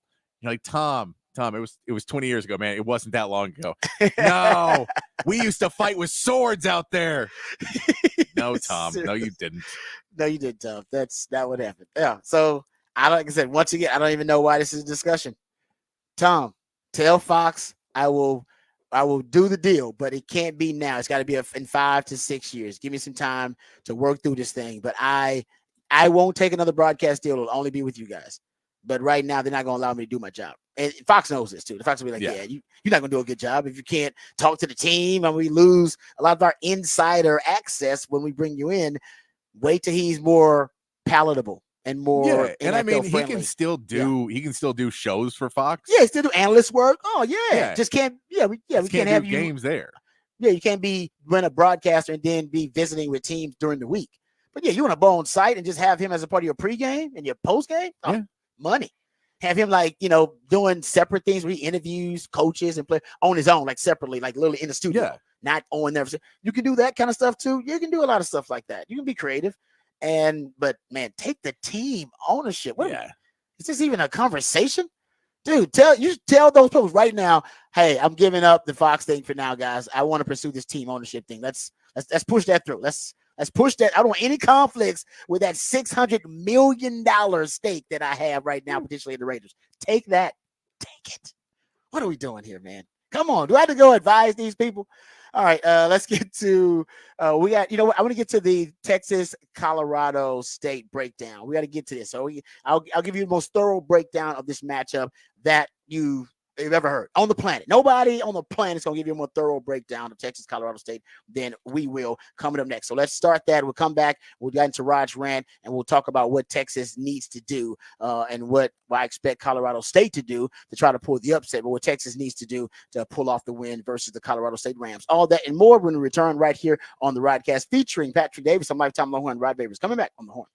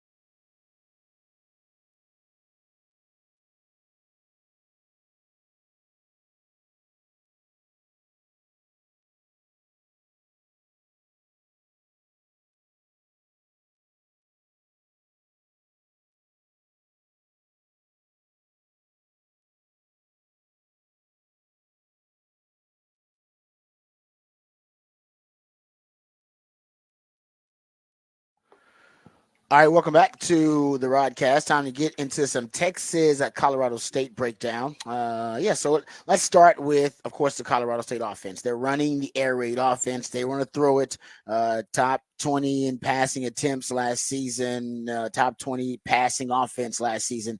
That's what they do really well. That's the identity of this squad. And they have one of the sons of the originator, one of the originators of the air raid, Hal Mumme. It was Hal Mumme and Mike Leach. So Matt Mumme is the assistant head coach and quarterback coach with them. And to me, they do kind of fit more of the original kind of old school air raid approach, which we'll talk about. So they don't necessarily abandon a running game. They want more balance. I think Jay Norvell does. He's seeking more balance. They're just not very good running the football. 125th last year in like rushing yards per game, 120th around there in yards per carry. But they are really dynamic in the passing game. And it starts with Braden Fowler-Nicolosi, who we've talked about, 1 year as a starter. And he, it's his third spring. That was his third spring this past spring on campus. So he's been there for a little while, but had his first year as a starter. Did throw 16 interceptions, but showed some promise. 22 touchdowns, 132 passer rating, over 3,400 yards. Now, he lost some of his receiving threats. He lost 2 of his top 3 receivers, but the guy that he kept is the guy that matters. Torrey Horton, who had a chance to leave and go, I think, to other schools and take advantage of the transfer portal, probably get himself a big payday, did not leave. He stayed. He's a speed demon, average top speed of nearly 22 miles per hour, 575 yards after the catch. So this is a yak guy, 11th most in college football, extremely productive. He'll play on Sundays. He'll be drafted. I mean, this is a guy that actually could play on the Texas roster right now. That circle of trust I talk about, Torrey Horton would be in that circle of trust. Over 2,200 receiving yards the last 2 years. The only receivers in college football that had more in the last 2 years, Romeo Odunze, first-round pick, Malik Neighbors, first-round pick, and Marvin Harrison Jr., first-round pick. You get it, right? 96, 71 receptions on the last 2 years and 8 touchdowns in each. So this guy is very productive. He is the catalyst of the offense. It all starts with him. 23 forced missed tackles. That also shows his ability to really be elusive in the open field. He shows that as a punt returner too. But what I think is somewhere Texas could start in terms of taking him away. If the last couple of seasons, if those tendencies hold in the game, and they may not, they may decide to break tendency. We'll talk about that too. But if he's lined up out wide, which he does 70 to 75% of the time he has in his career, and if he's lined up to the right of the formation, which he does a lot of the time, and that is one of the characteristics of an air raid offense. They want you to really specialize in a position and learn it and become an expert in it.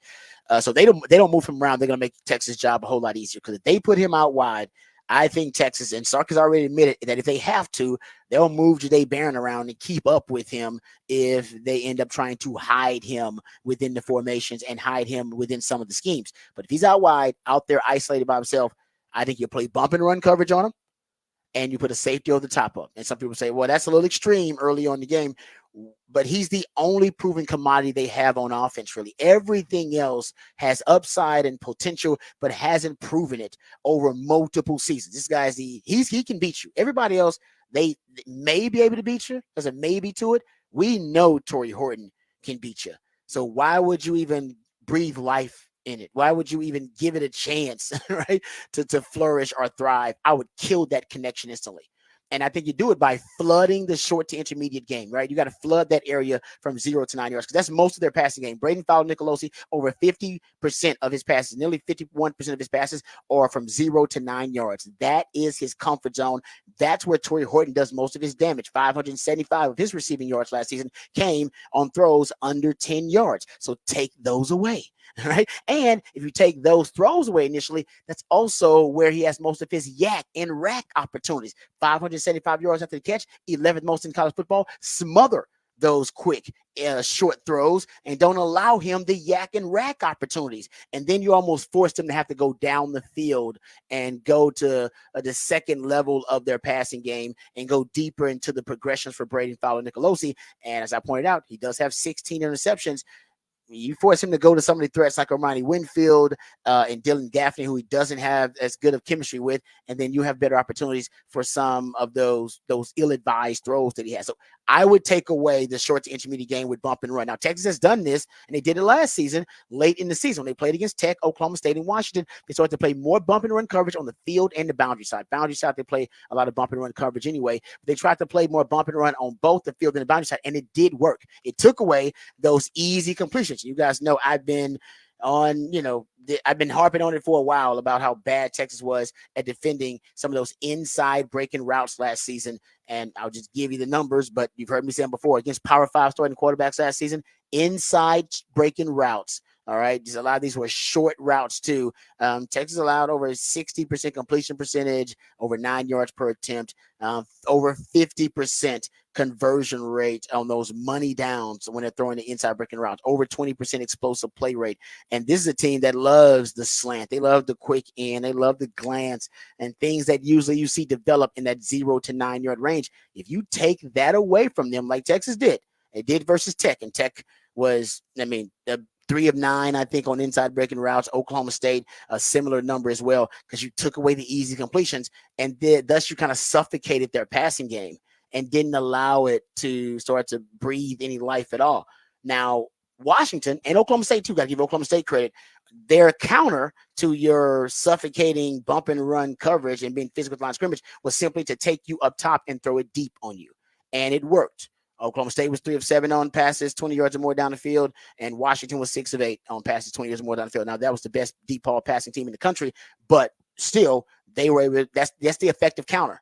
If you're going to be aggressive inside leverage, usually you are, if you're going to play press coverage and you're going to force them out to the sideline or at least force them to your help, you can do that, but then just know you're going to be susceptible to the deep ball, to them just running straight up goals on you. And they did that against Texas, which is why you saw Texas give up more of those deep passes later on in the season when they were playing some of the bump and run coverage. We also saw that in the spring game, right? In the spring game, Texas allowed 5 of 11 those deep passes to be completed for 4 touchdowns. Couple of those came when Texas was playing some aggressive bump and run coverage, giving up the outside over the top. So that's going to be the counter. Just know. And I think that's worked. That's why we'll put a safety over the top of Tory Horton and allow and give them the choice to beat me with anybody else. Now, if your DBs cannot hold up, if your DBs can't hold up in one-on-one against the other guys from Colorado State, you got bigger issues anyway, and we need to know that now. If they can't hold up one-on-one against the other guys from Colorado State going to the SEC, we need to know that now so that we can plan appropriately. So I got no problem if they you might get exposed on the other side by Armani Winfield on your other corner. Well, great. I need to know that. And honestly, that's, like I said, that would be refreshing to know early on in the season if those guys can't hold up. But I think they will. I think they'll be fine out there holding up against, like I said, Armani Winfield and Dylan Gaffney. What you got to do is take away Tory Horton. So if they try to go deep on you, which, by the way, they're not good at, they're 105th in the country, Pro Football Focus grade. They're 105th in deep ball passing grade. Tory Horton, who is their number 1 ace wide receiver, he was only 5 of 27 on deep passes. But here's what I found. Braden Fowler Nicolosi, the last 3 games of the season. Now, throughout the season, he was roughly 28 to 30% on converting deep passes. And even the 6-game sample size that I took from the last half of the season, still 30%. He's right around there. But the frequency of the deep balls did change, not necessarily the completion percentage. The last 3 games of the season, it bumped up slightly to 33%, but that's about the average. Actually, I think that's right around where Quinn Ewers was, right? That's around the average of converting deep balls. But the frequency, they threw 23 passes of 20 yards or more in the last 3 games. That, to me, stood out. So they were throwing deep more in the last 3 games. Texas gave up more deep passes in their last 3 games, if I include the spring game, which I just brought up. So that's something to look at if you're Texas. That'll be the counter. If you decide to take Tory Horton, his quick game and his short game away and his yak and rack opportunities, which I wouldn't even let it start to breathe any life at all, smother that connection. And I think ultimately for Texas, defending that deep ball is going to be big. That's how they would break Tennessee. They're not good at throwing the deep ball. It's not a huge part of their offense. I believe you go look at it, they're about 14% of their throws, somewhere around there, 13 to 14% of their throws are deep passes. I wouldn't doubt, because Texas has been vulnerable there, if they decide to take some shots early, see if they can get some PIs, see if they can catch Texas in some one-on-one situations. And here's another thing. This team is also really good at pass protection. last year they only allowed 14 sacks. That was a top 15 number in the country. And the time to throw for Braden Fowler-Nicolosi, he gets rid of the football really quickly, 2.6 seconds, which aligns with the ball being thrown short and underneath a lot of the times, which is why you can't get to him. Takes you on average about 2.5 seconds to even get to the passer, let alone being able to sack them and take them down. So it's tough within that frame of time, right? 2.6 seconds to be able to get home. Now, most of the time, we should be looking for deflected passes in this game at the line of scrimmage. Think Alfred Collins in the spring game. Deflected an RPO pass, which is quick game plus run game from Quinn Ewers, ends up taking it to the house, right? You should see, I'm not saying you're going to see a one where he takes to the house, but you should see a lot of deflected passes in this game because they want to throw the ball 0 to 9 yards in that quick game area. And when he's throwing in that area, that short quick game, his time to throw actually drops from 2.6 seconds to 2.3 seconds. So you see why 50% of that passing game is from 0 to 9 yards, because if he's throwing in 2.3 seconds, you're not going to get there. Takes you on average about 2.5 seconds to get there. Here's the key, though. You want him to hold on to the ball. Then it aligns and tracks with my theory and my game plan. Flood the short game. Flood the 0 to 9 yard area. And then you'll force Nicolosi to have to hold on to the ball or throw it into really congested, clogged up, tight windows. If that's the case, we'll take it. You got 16 interceptions on the season last year. We'll take you throwing into clogged up, tight, congested windows because you're probably going to throw a pick. But if he doesn't, and decides to hold on to the ball a little bit longer, when he's throwing to the intermediate area, 10 to 19 yards, guys, his time to throw rises to 3.2 seconds. Hell, by then, everybody can get home. Not just Trey Moore, Ethan Burke, Barron Sorrell, Alfred Collins, Vernon Bryant. Everybody can get there. We can collapse the pocket in 3.2 seconds. But in 2.6 seconds or 2.3 seconds, it might be a little tougher. But if you take away the short game, you'll make him uncomfortable enough where he's got to look to the second level of the passing game or go deeper into his progression, hold on to the ball, 3.2 seconds, then you'll get home, then you can get sacks. To me, that's how, and take away his number one weapon, and Torrey Horton, which will also force him to clutch and hold that ball a little bit longer. Take him out of his comfort zone. His comfort zone is getting rid of the football in rhythm and on time. You don't want that. All right. You don't want him in rhythm. You don't want him on time. Take that away. And I think that would be to me, that would be my early game plan. And I think they're going to also move around Torrey Horton. You want to win big games, you got to break tendency.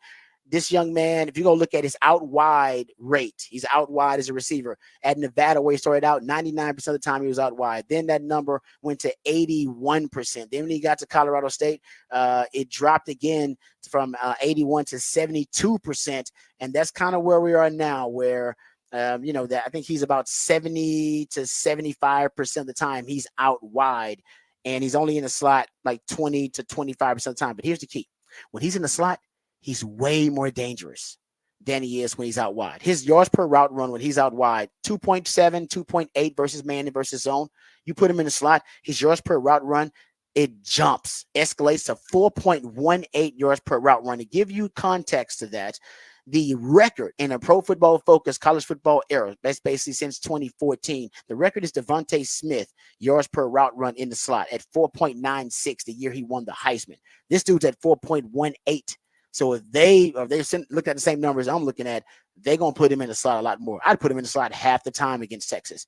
And if that's the case, then maybe Jahdae Barron and that movable chess piece, that multiplicity in his skill set, that's something you deploy and utilize. I'd want Jahdae Barron on him if he's going to be in that slot more so than Jalen Gilbo. Just me personally. And then you can put a safety over the top of him if you want to. If I am Texas, I would look for him to be in the slot more, and if he is, make the adjustment. Stark even said they'd be willing to consider Jahdae Barron taking on that role if necessary. I would say, yeah, necessary. Do it. If he's in the slot, put Jahdae Barron on him and take him away. So that's kind of the gist of it, the Cliff Notes version of the game plan. But keep in mind, if they can run the ball, and I don't think they will be able to run the ball, but they try to run the ball, I think it'll be in the interior. It'll be the interior of that offensive line where I think they'll lean on that group. If you go look at the interior of the offensive line, that's where all of their experience is. The left guard, Alex Foster, 17 starts. Jacob Gardner might play on Sundays. The center, 45 starts. Drew Moss, the right guard, 34 starts. But if you look at their starting right tackle, 0 starts. Savion Henderson, the left tackle, does have 32 starts. But I think the experience and more of the skill and strength of the O-line is in the interior. And that aligned with the question marks and uncertainty for Texas on their D-line. Right, Texas' strength on the defense this year is on the edges. They're a little bit unsure about the interior. So if I was, Colorado State, if I'm going to run it, I'm probably going to run it right up the gut for Texas. And look for, and Sark brought this young man up too, Justin Marshall. Last 3 games, rushed for over 300 yards in the last 3 games. He may be the one that can be a catalyst for the run game if they decide. But if anything, it'll be symbolic versus Texas. I don't think they'll be able to run it. They want to throw it 40 to 45 times. That's what they really, really want to do. I think the tight ends got some size, but I wouldn't worry too much about the tight ends. They really want to get it to the wideouts in space. All right, defense, there's honestly, just worry about the secondary. The secondary, between the 5 guys in the secondary, 81 starts between those guys. And the 2 stars are Jack Howe, whose dad was a 3-year starter at Colorado State. He's a team captain. He's a stud. He's a guy that's an all-conference caliber safety, first-team all-conference caliber safety for him. He's someone to watch. And also, I'd watch out for Henry Blackburn, that secondary. He had 17 starts, and he led the team in interceptions last season. That's the strength. You look at Chase Wilson at the linebacker spot and that back 5 in the secondary. Chase Wilson, also playmaker for them, made a lot of plays. I think that's where their strength is. I don't necessarily think they can hang with Texas with their front. Their front 6, not a lot of experience. They're inexperienced in their front 6, only 36 starts between them. And 3 of those guys had 0 starts. They're undersized and inexperienced. That's a bad combination going up against Texas. So I think Texas will be able to run the football, but I wonder when Texas tries to throw the football, if those 2 safeties manipulating pre-snap disguises, manipulating the numbers in the box with the RPO game, if they can cause Texas to have some issues, some difficulty potentially with timing and precision in the passing game, which Sark has talked about with the new faces at wide receiver. That is something we're all looking for. All right, there you go. That's the breakdown of Texas versus Colorado State. I got some special teams nuggets, but I'll give you those later. All right, we come back. We'll get into what the stats right here on the Rodcast. And Ron, we'll say a little bit of Texas breaking news coming on the other side. Go ahead. Too. Oh yeah, what we got? Do you want to hit it on now, or do you want to hit it on the other side? Ooh, that's a tease. Okay, let's hit a tease. Listen, that's how you're supposed to do it. That's real radio. He's a professional. Man. He's a professional, and I'm not. All right, there you go. So we got breaking news, Texas related, on the other side, right here on the Rodcast, featuring Patrick Davis on Lifetime Longhorn Rod Davis. Coming back on the Horn.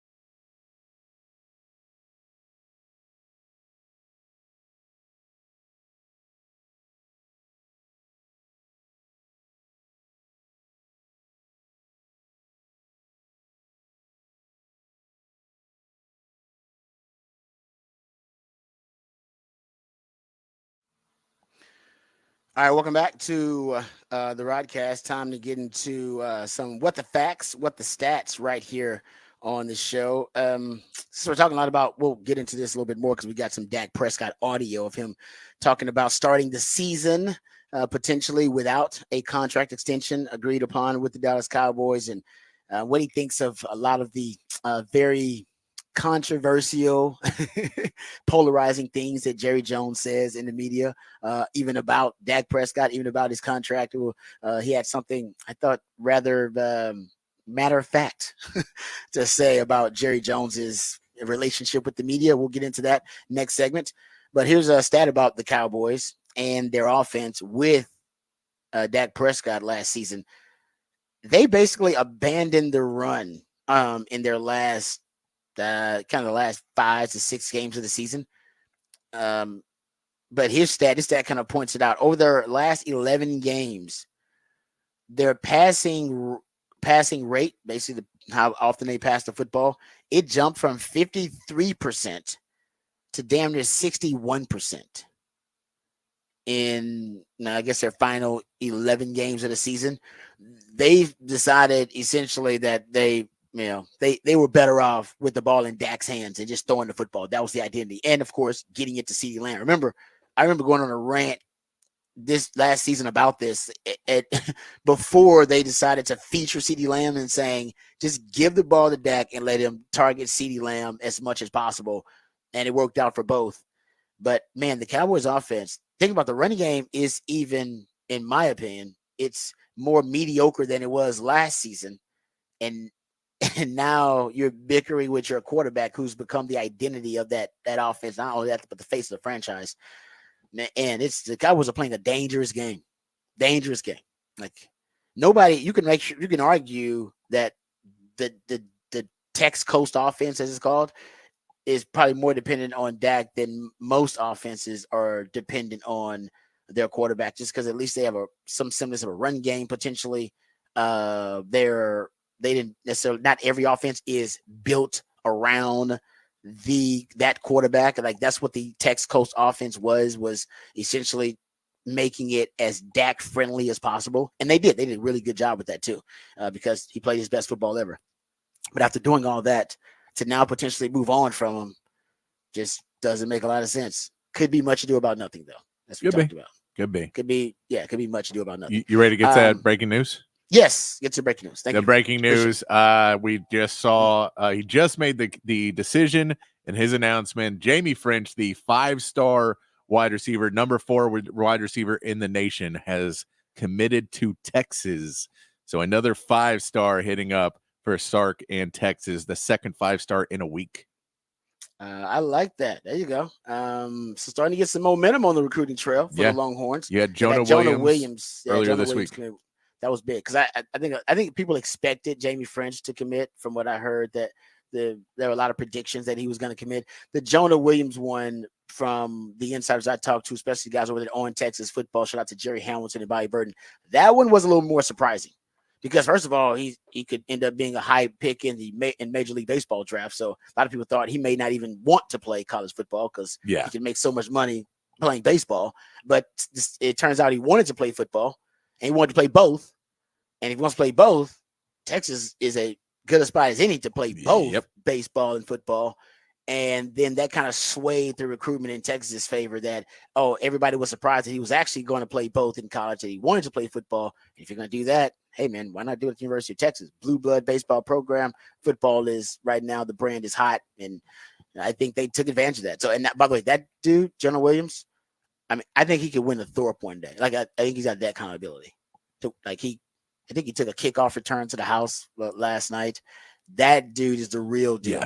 Hand-eye coordination, ball skills out of this world. Yeah, he looked good. The highlights I saw of his last night were very good. And and then you pick up another 5-star today, Jamie French, deciding this morning to come to Texas. So picking up steam, third 5-star in the last month too. So as much as a month ago, people were starting to really worry about Sark and is the recruiting going to be good enough? Yeah, can he do it? And I believe Sark said, talk to me in the recruit on signing day.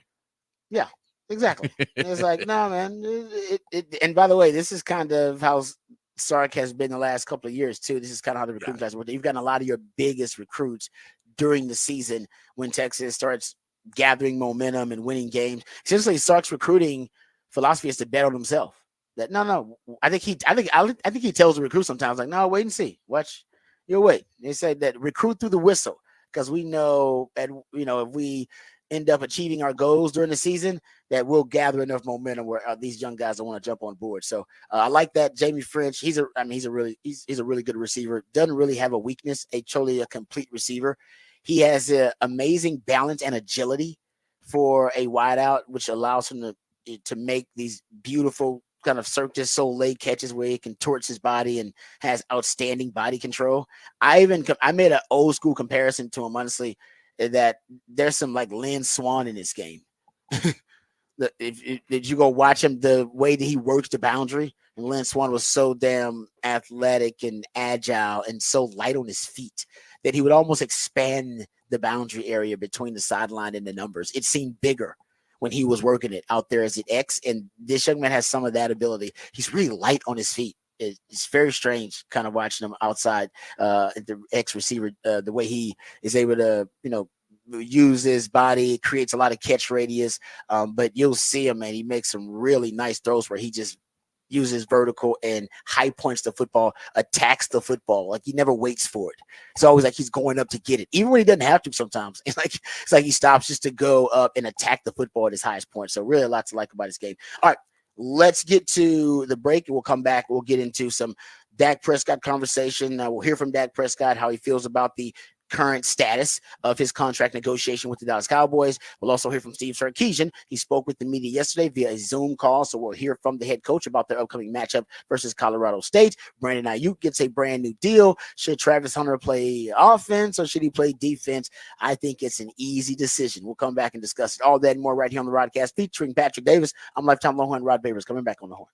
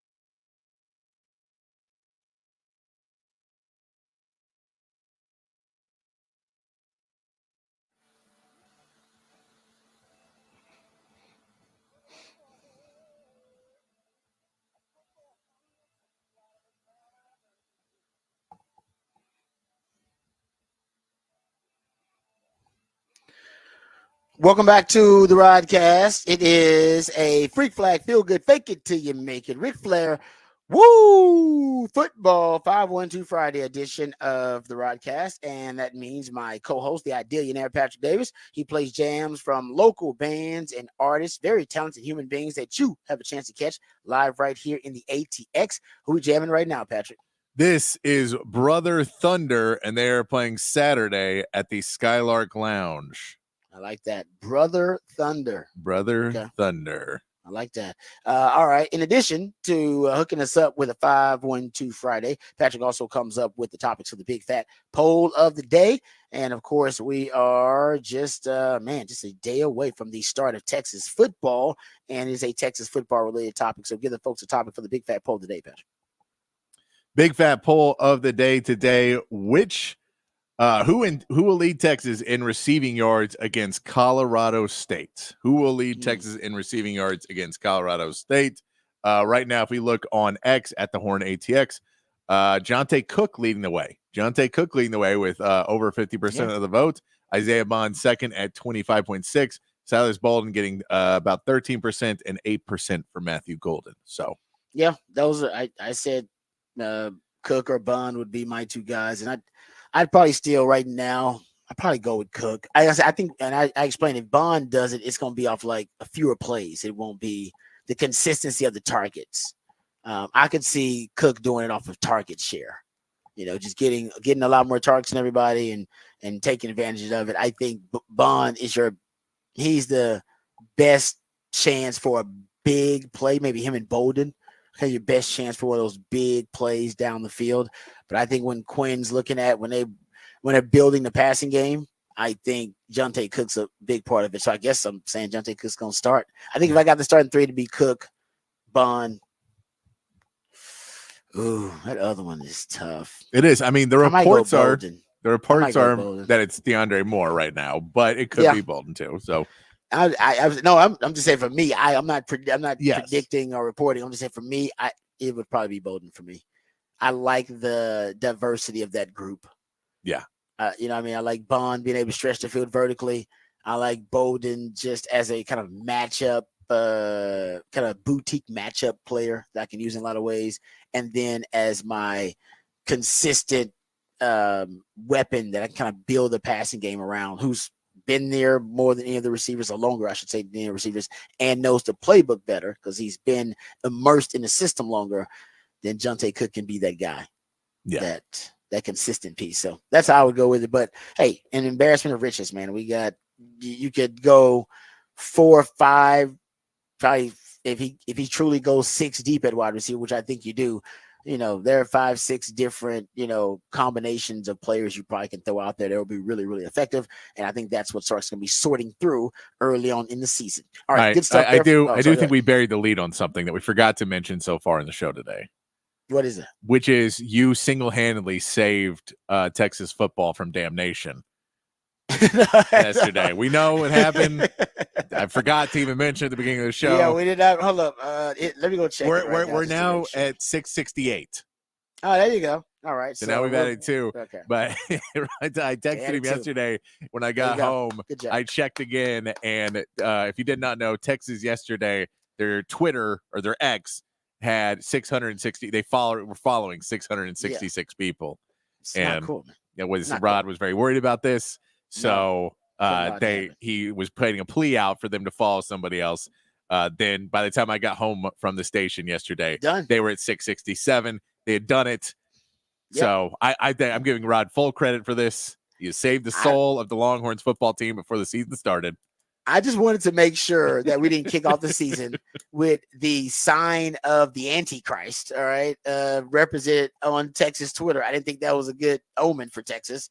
And I'm glad your theory is not also valid, no longer valid, that Texas had indeed did it purposefully because they made a deal with the devil to win the national title, which half the Longhorn fans would be like, I'm fine with that, actually. I'm fine with selling my soul for one more national title. I was like, no, we should be good enough without that. But so I'm glad maybe Jamie French is the guy maybe they followed Jamie French. Maybe they followed Jamie French and that got done. I would say you guys got to watch out because 40 more followers on Instagram and we're going to have the same problem. So yes, come on now. Don't do it. That's make sure we won't even want to stop on that number. So that should be an automatic alert. Just to follow 2 on that one. Yes, just make sure you get. I haven't checked TikTok because I don't have it, so I don't know what they're on TikTok. Rod and I are 2 stubborn old men who are not going to fall for this trick. No, I get my TikToks through Twitter. That's how you know I'm old school. Like they become so old. Oh, TikTok is like, oh, that thing's like 6 months old, and I see it on Twitter. I'm like, that is funny, interesting, and I still never decide I'm gonna go get a TikTok account. There's the amount of times I've Googled something that that I see like 10, 15 people talking about, and then you look it up and they're like, it's a TikTok trend, and you're like, oh, okay, don't care. All right, I guess I can't participate. All right, have fun, you kids. Have fun, you kids. Exactly. Very good. And I don't feel bad about it, guys. I don't feel bad. Not me being an old man. I try to keep up with social media, but I can't keep up with I can't be adding social media platforms at this point. We can't be doing that. Remember the thread thing that they tried? Remember this thread? It's still a thing. It's still a thing. I mean, that's the last one. I was like, why did I sign up for that? Why did I even do that? Threads every time it's just clickbate. Threads is just clickbait now. If you ever look on it, it's just people posting like the end of sentences as if we all know the context of them. That's like 90% of what I see on Threads is people just being like, I can't believe Texas would do this. And that's the whole thread. That's it. And you're like, what did they do? Can I get some details? And then you go to the comments and there's just a bunch of people being like, what did they do? And you go, all of us are here. None of us know. And then there'll be some jerk that just goes, if you don't know, you're not paying attention. Like, come on, man. I'm trying to follow the conversation here. Come on. So I don't get on there very much because that's 90% of what I see on Threads. So I don't. Yeah, I'm on here right now, and I don't even understand what I'm looking at here. Really, it really is. Yes, I'm going to get off. And I think I believe I was duped into the Threads thing, right? Well, because it linked to like your Instagram or something. It's all owned by Meta, so they basically just said get your Threads name before it's taken. Yes, that was it. And you said, okay, I got to do it. I got to get my Threads name. I don't want it to be gone. And then got it. And then they're like, well, it's on your phone now. Like, they played it. They played with our pride, man. They played on our pride. Like, you better get your name. So otherwise, there'll be somebody out there who will want your name on Threads. It's like, really? Somebody wants Rod Babers? I got to get that first. Nobody gives a damn. There's no fake Rod Babers accounts out there. Yeah, Stephen A. Smith, that's an issue, but all right. Yeah, I got duped. All right. Let's get to the Horn headlines first. Then we'll come back and discuss Dak Prescott and Jerry Jones seem to be trading, verbal jabs via the media. We'll get into that. But first, let's get updated, educated, and informed with all the top stories of the day with Patrick Davis and the Horn headlines.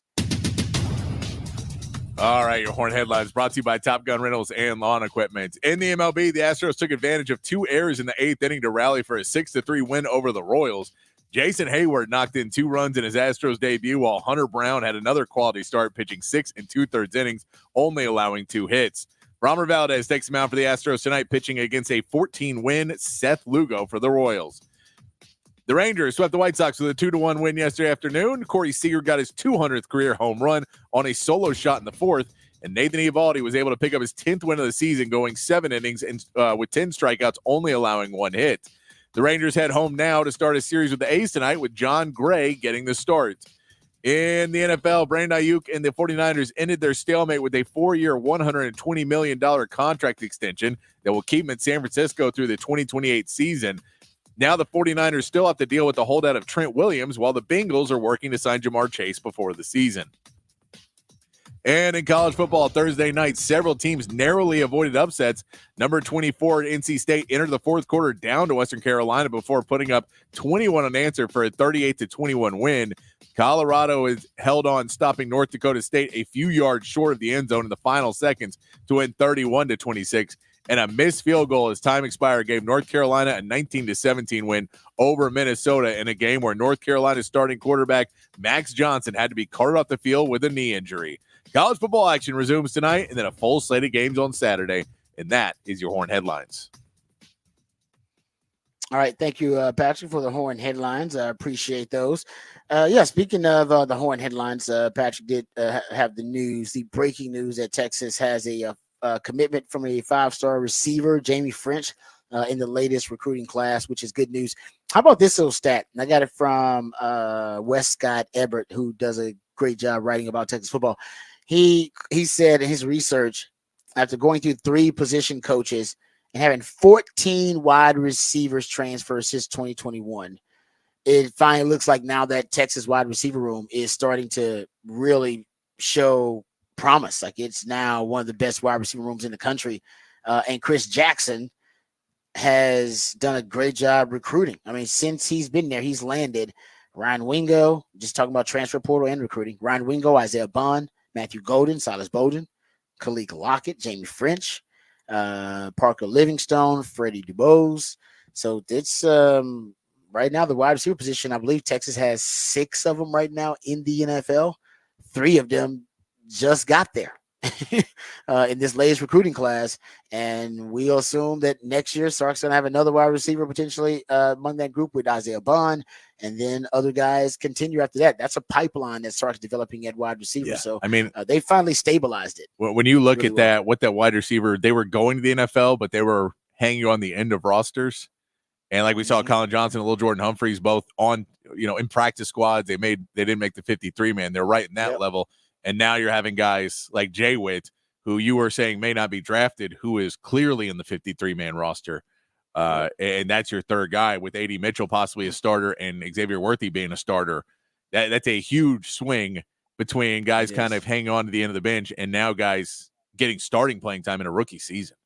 Yeah, and I didn't realize you had that many guys transfer out. Think about that kind of attrition. 14 of them since 2021. But Sark's done a great job of rebuilding that wide receiver room, and the latest being a 5-star receiver in Jamie Fritch in the latest recruiting class. All right, let's get to the Dak Prescott conversation here, because I don't know what's going on with Jerry Jones and Dak Prescott. Jerry Jones recently, this quote I thought was unnecessary. Some stuff that Jerry Jones is saying is like even unnecessary. Why are you even saying that? You don't have to say that. This is like right? The CeeDee Lamb, we're not missing him, or what was the yes, or the urgency thing, right? There's no urgency. And it's like, and they were like, "Why is there no urgency?" He's like, "I don't know. I don't know why I said that." He literally admitted he doesn't know why he said it during the quote. They asked him, "Why is there no urgency?" He's like, "I don't know why I said that." I went to high school. Yeah, he just went. The next like, words what? out of his mouth were, "I went to high school." Yeah. So I'm not making. He's like, "I went to high school. I went to college." That was what he said after that. We might have to go find that quote, because I was like, "What? Why'd you say no urgency? Just throw some other random blanket answer out there, and you don't even have to say anything controversial." But he's so used to saying some things that are controversial that, you know what I mean, that he knows that reporters are going to be polarizing and that reporters are going to throw out there on the headline. And I think that he just spits it out and doesn't even know how to back it up when he spits it out. Here's another one. He was asked about Dak Prescott. He said, "You could easily say, if you haven't seen it by now, you haven't seen it." I'm such a fan of Dak, and I appreciate all of the great things that we all know are there, and I appreciate his work ethic probably more than anything. I can't tell you how proud I am that we've got him this year to start this campaign. Dak's situation right now for me has more to do with our situation than it does with the merits of Dak Prescott being the quarterback of the Dallas Cowboys. Like, why even say the first part, though? You can easily say, if you haven't seen it by now, you haven't seen it. Well, if you see, don't say the quiet part out loud. Like, if you feel that way, that's not something you need to put out there publicly when you're in a negotiation with him, because he can take that a certain kind of way. Yeah, this was the quote that it feels like it's a windy road of a quote where he says, if you haven't seen it yet, you don't know. And so you say, okay, well, this is going to be a negative thing. And then he goes, well, no, and he's the greatest, and we're so glad to have him. And you go, okay, positive. He goes, for this year, and oh God, we're going back to the negative again. It's a weird line, because it felt like he was saying the beginning of it was, that he kind of went into, well, you guys haven't seen it yet. You don't get, I understand how great Dak is. You guys don't get it. If you haven't seen it yet, you're not going to get it, is where that quote kind of went. And then he went into, but we're happy to have him this season. Yeah. And it kind of trails he says off. It's more about, then he basically gives them it's not you, it's me at the end. He's like, Dak's situation right now for me has more to do with our situation than it does with the merits of Dak Prescott being the quarterback of the Cowboys. He's like, what? Hello? So you don't have the money to say, what? Hello, what do you mean? What's going on? And it's like, you're right. And I think some of it's intentional and deliberate, because he wants to play the media and he's trying to make it as dramatic as he can. But like I said, just because it's, and I've said this about the Cowboys recently, it's kind of my new quote for the Cowboys. I think this is like bad business when in terms of negotiating. Yeah. But I don't know if it's bad for business. It is bad business to kind of address the negotiation in this manner. But I don't know if it's bad for business because his business is making sure the Cowboys are the most talked about brand and continue to be the number one TV star on the number one TV show in America. And he is succeeding. I mean, he is just hitting home run after home run. They're worth $10 billion more than any other sports franchise on the planet and haven't won a playoff game. And haven't, Dak is 2-5 in the playoffs and they haven't got past the divisional round since the mid 90s. Like, so he's a brilliant marketer and brilliant strategist in that regard. But I don't know if this is a good negotiating tactic with Dak Prescott. So Dak Prescott, after hearing Jerry Jones say all this kind of stuff, he had this is not a direct response, but Dak Prescott was asked about his contract status. And of course, I'm sure Dak Prescott is keeping tabs on everything Jerry Jones is saying about their contract negotiations publicly. And at the end of this, Dak is asked about how he feels about, Jerry Jones's public statements. And he says something that I think we all know, but I was surprised to hear him say the quiet part out loud. Here's Dak Prescott. Well, the natural question is, CD got paid. Are you next? Not really sure. Not my focus anymore, to be honest with you. Told you guys that really can't say ever was really my focus. It's about making myself and this team better, getting us in the best position, and the most confident to go up to Cleveland and start the season off with a win. Have you instructed with Todd, or do you want to shut him down when the season starts? No, I mean that's up to Todd and those guys. Once again, I'm not going to be a part of them here as the season starts. And they've been going obviously heavily through Todd and Steven both. So yeah, it's just all part of them. As I said, my job and my focus now is control what I can. And as I said, back in camp, it's two parts to this. Both sides have to come to the agreement. You don't need a deal done before the season. I don't need no. Would you like it done before the season? I think it says a lot if it is or if it isn't. But however, doesn't really matter to me, to be honest with you. What does it say if it isn't? Just how people feel. Which people? I don't know. How do you how do you feel if it isn't? You're right about that. You open that door. Yeah, I know. Okay. How do you feel about Jerry said the negotiation isn't about your merit as the Cowboys quarterback, but more about their cap situation? What do you take from that when he says, it's not really about what you're doing? Yeah, I understand that. That's the business and the nature of this game that we play. Yeah, I mean, I stopped honestly listening to things that he says to the media a long time ago. So doesn't really hold weight with me. Wow. And even when Chicks, I believe that's Chill talking to him there, he's like, hey man, you open the door. He's like, yeah, I know. Like he knows that he is being very calculating as well about his responses and about things he's saying, especially at the end there. Like, I don't even listen to what Jerry says to the media, man. He playing y'all. All right. What he says to the media, they got nothing to do with his actions and this contract negotiation behind the scenes. So it's starting to get a little tense. Starting to get a little bit tense. Like I said, I think he still loves the Cowboys, but I don't think he likes Jerry Jones. And I'm not saying that, there people married today, you love your spouse. You don't always like your spouse. So say you can always, and then you always come back like, oh man, now I love you. I mean, that's what's happening right now. We've all had a job that we're like, I don't dislike my job. I need to find a better job. I've updated my resume, but I'm not quitting. But I've updated my resume, and that feels where Dak's at right now. Dak's resume has been updated. Dak's like, look, I'm ready. Yep. Like if you guys don't care enough to keep me here and try and make me feel wanted, I'm fine walking. I'm fine. Like, I'll find someone. And believe me, my resume looks really good. Somebody will hire me. I'm Dak Prescott. Somebody will hire me. Oh no, he will. Like I said, it's at this point, I did not expect it to get here. No, I did not expect to get to week 1 of the season with Dak Prescott not having a new deal. I think Dak's a little surprised too. I don't think Dak expected. And you know what? We still got some time. So by the way, it still may happen. Do you think that conversation when he got home from camp, he goes and sees his wife and his daughter, his girlfriend, his daughter, and he's his kid, and he's like, "Oh man, life is just, and they're like, she's like, nothing happened. You Nothing. talk to your boss at work today? Yeah. No. I really am. I'm a little surprised, but I do believe that Dak, if he's offered the number he likes, he's gonna stay with the Cowboys. I don't think he wants to hit free agency. I don't think he's there yet. Now we get through the middle of the season, and this still ain't done. He may change his tune and go, you know what? I can't even believe they let it get this far. I can't believe they let it get to this point. If they're gonna let it get to this point, maybe I should move on. Right now, I just think he knows Jerry Jones is the ultimate promoter.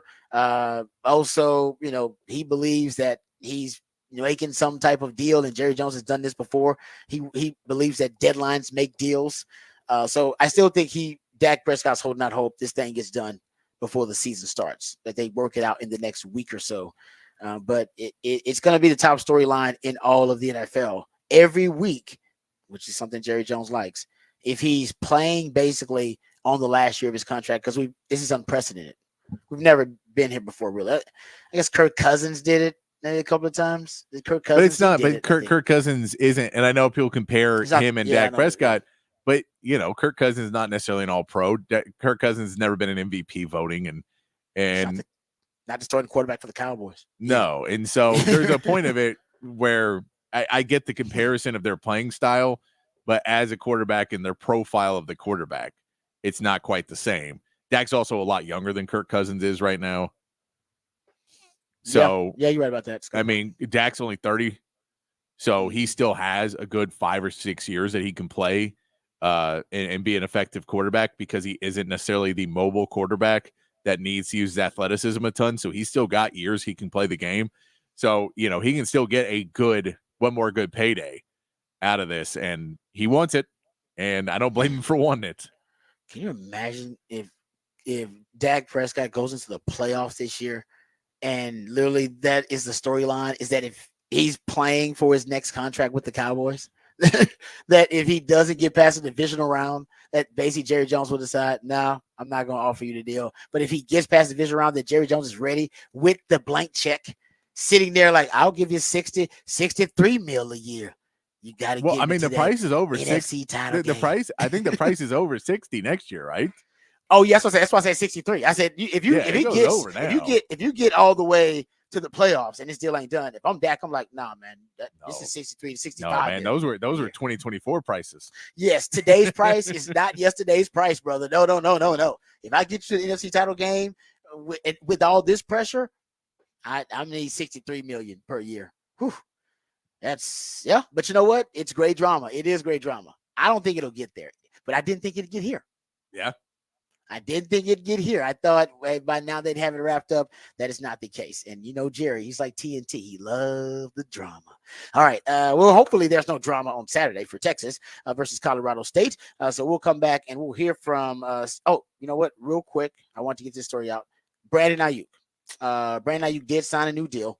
He is now among the 6 wide receivers who signed a deal worth average annual salary of at least $30 million per year. He had signed a 4-year, $120 million deal, $76 million guaranteed for Brandon Ayuk. So that puts, now I think only Jamar Chase is among the receivers left who may get another deal, but he's got 2 years left, remember, on his deal. But that makes 6 wide receivers. And to me, this is an easy, I think it's an easy take to come to, an easy conclusion to come to about the Travis Hunter conversation that's kind of taken over college football. And he may be the front runner for the Heisman right now, him and Shadur Sanders, just early on in the season, way too early after their performance last night versus North Dakota State. He had 7 receptions, 132 yards and 3 touchdowns receiving. And the big topic of conversation is, should he play offense? Should he play defense? Right now, he's can be an All-American potentially at either or both, and he could get drafted into the first round to play either or both. It's an easy decision, and honestly, we don't even need to discuss it further. Brandon Ayuk is the 6th receiver making at least $30 million. The wide receiver market is exploding so fast that prior to this offseason, only 1 wide receiver was making at least $30 million, and now you got 6 of them. And there's going to be another one coming. How many corners are making 30 million? What'd you say, Patrick? Zero? None? Zero. 30. 30. 30. 30. You said what? 3 of them are making at least 20 million? 3 of them Is are that the making number? 20 million. Jair Alexander signed a 4-year, $84 million contract. CeeDee Lamb's getting more guaranteed money than he got money. Then he got total Total. contract money. Just saying. Come on, man. This is not a conversation. This is easy. Travis Hunter, easy. You can play it now in college. You want to win the Heisman? Do what you're doing right now. Go win that. But when it comes to the NFL and the scouts, tell them, nah, I'm a receiver. I'm a receiver. Yeah. Just tell them. Tell them early on. Say, I'm a receiver. Say, I can play some corner if you may need it. You have some injuries or something. I can go out there for you and help you out. But when I focus on one position so that I can increase my upside there, Yeah, and ultimately reach my potential, it's going to be receiver. God, dude, receiver. The new American dream, the way to work smarter, not harder. Everybody wants to make more money and work less to make more money. And that's what you get at wide receiver.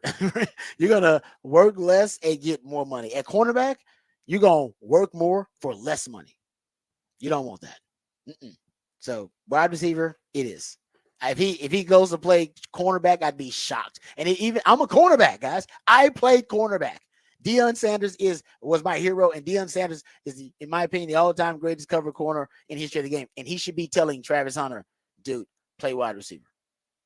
Ain't no money in cornerback right now. It ain't. The money's in wide receiver. Period. And I can't explain it, but I don't need to. Go where the market goes, son. Go where the money is. All right, we come back. We'll go into some Texas, Colorado State. We'll hear from Steve Sarkisian, who is going to obviously kick off the season tomorrow against Colorado State. He'll be facing Jay Norvell, who's a former assistant coach for Texas on the opposing sideline. But he spoke to the media yesterday via a Zoom call. So we'll hear from Steve Sarkisian and his thoughts about the upcoming matchup versus Colorado State. All that and more right here on the Rodcast featuring Patrick Davis on Lifetime Longhorn. Rod Babers coming back on the Horn.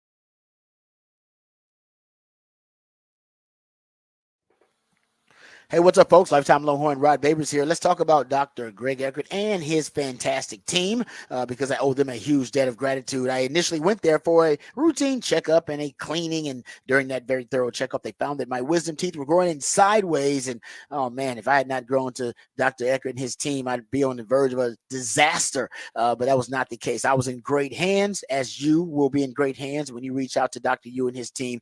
They made sure I was well informed about the process, made sure I was aware and educated about everything that the procedure involved, and I had the procedure done. I was back at work within a couple of days, and now my dental health and dental hygiene have never been better, thanks to Dr. Eckert and his great team. And so for you, hopefully it's not as serious as having all your wisdom teeth extracted. Hopefully it's something routine like a cleaning or a checkup, and if it is any general dentistry or teeth whitening, dentures, porcelain crowns, veneers, dental implants, full mouth reconstruction, even root canal therapy, whatever it takes to ensure you're getting the best quality dental care available. That's what Dr. Eckert and his team are all about. And right now, this team and Dr. Eckert have the ability and the technology to give you a brand new smile in just one day, permanently secured to your dental implants. You'll spend no time without teeth. You'll get temporary fixtures until they can complete your permanent smile. You'll smile again with confidence and eat freely without pain or discomfort. We're talking about a lifelike permanent solution. So if you've been told your teeth need to be replaced and you have dentures, or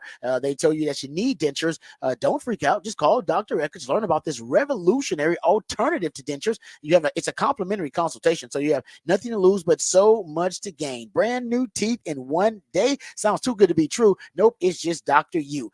He understands that a confident smile can truly change your life, and he wants to change your life for the better. So give him a call, 512-345-3166. That's 512-345-3166. 3166 or visit dreckert.com. And right now, if you tell them that you heard it right here on the Horn, all Horn listeners get free Zoom whitening when they visit Dr. Eckert as well. How about that? So dreckert.com, DRUECKERT.com.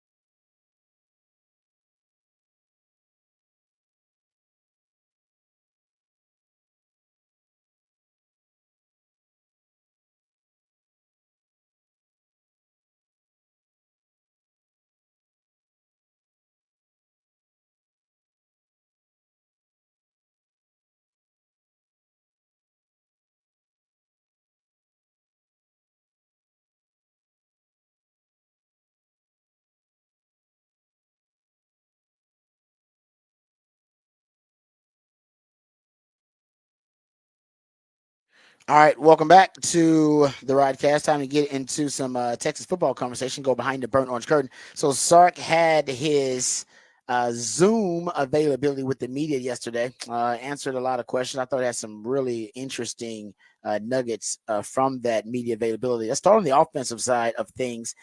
Sark was asked about, so what what details, what angles are you thinking about? Right, that possibly things that could arise in the game that you haven't, as a coach, really haven't had a chance to dive into and haven't had a chance to analyze. So he was asked about that, and interesting, I think, answer by Sark when he was asked about, what are some of the details now that you're diving into. Now the game plan is in. Now that all the, the guys and they, the roster. I don't know if he knows the depth chart yet because he said the depth chart is still open, but who's going to play, who's in the rotation. All those things are set logistically. What are the details now you're diving into 48 hours before game time? Here is what Sark had to say. The multitude of defenses that they could call that are nowhere on tape. And then what are we going to call to adjust to that? And that's for myself and the offensive staff. I try not to put all that on the players. I just want to make sure that, if they can play anything, and to make sure that whatever they come out in and we are able to identify that in the first series or two, that we're putting our players in a good position to be successful. Okay, so Sark, last season, there were several times, I think it was Rice, Wyoming, U of H, he remarked and then said in the postgame, they showed us things on the field in the game that they had not yet shown on film, that the Longhorns had not prepared for in their film study, because obviously they broke tendency and showed them something new. And I believe he's just reflecting on that this season and saying, I need to be prepared for that. It is the ultimate compliment because you break tendency to win big games, and people are looking at Texas as a big game. Rice, Wyoming, U of H. So they're like, all right, and that takes a lot of planning, by the way, to break tendency that way, to show something in the game that you don't that is not part of your that are not part of your usual kind of customary schemes, and to have your guys specialize in that just for one game only takes planning. Usually it's done in the offseason. That's extra plan that's done in the offseason, and then that's a special game plan. So it is a compliment to Sark. It's saying Texas is a big game, and we got to try to pull the upset. To pull the upset, we can't have you prepared for the schemes. The only way we can beat you is to show shock you and to force you to adjust on the fly and hope and pray it takes you like a quarter and a half or 2 quarters to do it, and then we can get you on the ropes while you're making your adjustments. But if you come out and know what we're going to run and know our schemes, we're not good enough to beat you straight up that way. And that's basically what he's saying. And I agree. Be ready for it. And by the way, Colorado State, they're going to put something, I guarantee, a game plan together you have not seen on film. That's why I always go over tendency breakers. What could the tendency breakers be? Because that a lot of times that can really sway the game plans and really sway the momentum of games if you break tendency in a huge way. And that's kind of what Sark's talking about there.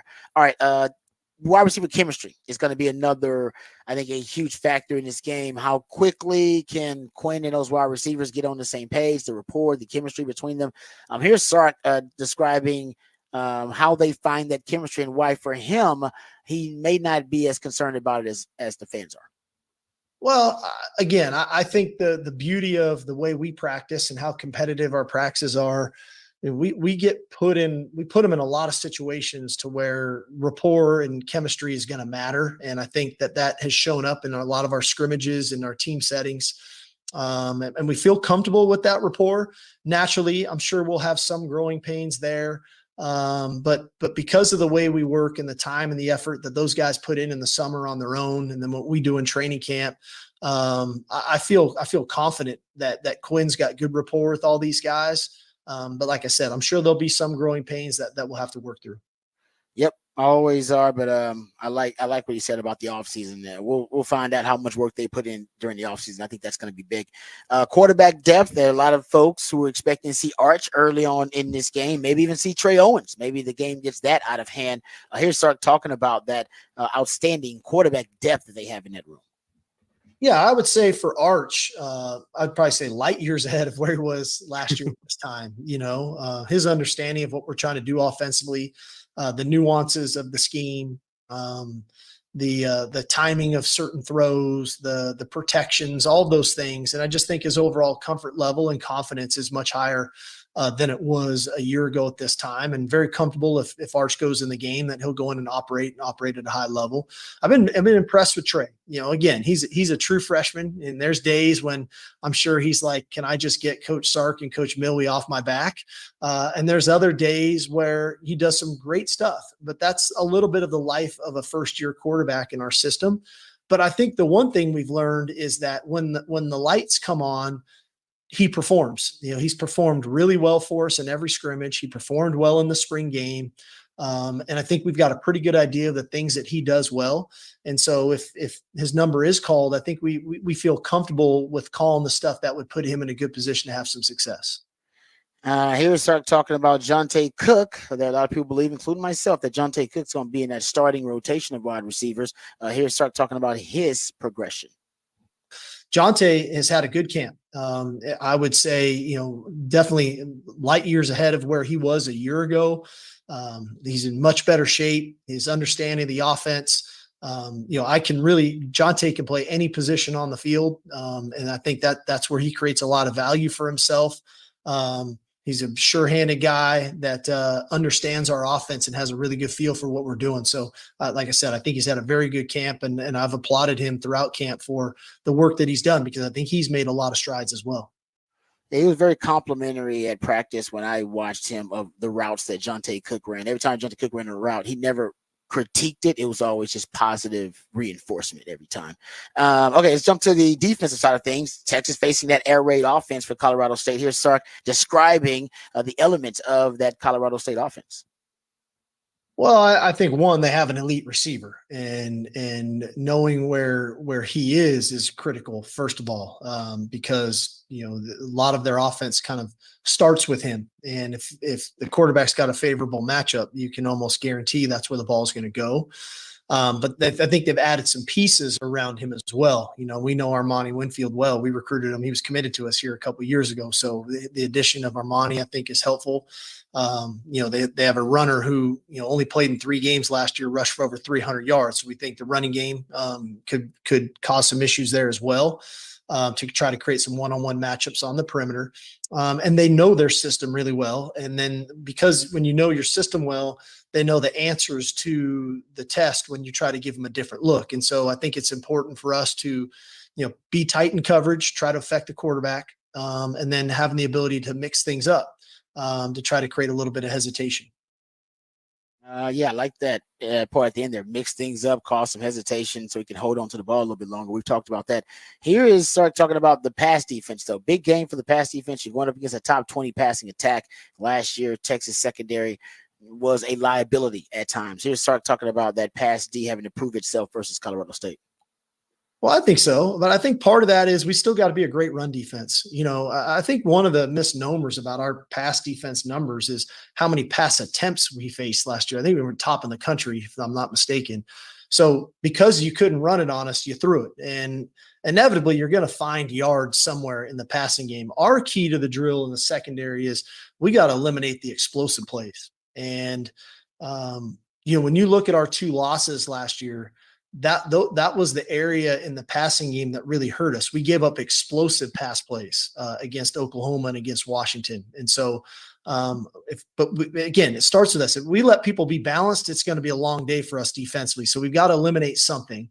And then we've got to play sound in the back end in the pass game. And we can't give up those chunk plays in the passing game because it's, the numbers tell you when you hit an explosive pass, percentage of scoring a touchdown on that drive go up exponentially. So we've got to minimize those explosive pass plays first. And then sure, we'd like to make more plays on the ball. And we got a fair amount of interceptions last year, but we're always trying to build on that number. Guarantee that Colorado State's going to try to get some of those easy, cheap, explosive plays via the deep ball.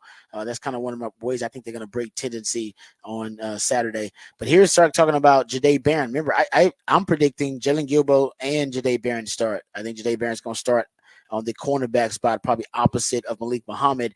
But here's Sark talking about Jahdae Barron and how his versatile role, they may end up moving him around. They may end up putting him at safety corner. Here's Sark's talking about Barron's role. I don't think we have to necessarily do that. There could be moments, specific situations when that arises, but we're comfortable with the guys that we have back there. And I think a lot of them are interchangeable. I think that's one of the beauties of a Jahdae Barron. Because he could play 3 positions here Saturday. He could play corner, star, and safety. And so, and then the versatility to disguise coverages is helpful for us that way too. So again, if he's just locked on one guy the whole time, that kind of minimizes our ability to disguise some of the things we're trying to do. All right, so let's start talking about the upcoming matchup with Colorado State. He also revealed, we won't play the audio, we played it earlier in the show, Anthony Hill is going to wear the headset communication. So he'll be the one disseminating the plays to the front and to the coverages to the back end, which means he's the one that's going to probably the least likely is to leave the field in any situation. He'll be out there. I'm sure they'll have somebody else with a backup headset communication device, and they'll have contingency plans when they take him out of the game, or knock on wood if he gets hurt. But right now, Anthony Hill is going to be your guy. All right, we come back. We'll get into off the record on the other side. Crazy, wacky stories from the sports world or beyond the sports world. Either way, we got it here for you on a Freak Flag Friday edition of the Rodcast, coming back featuring my man Patrick Davis right here on the Horn.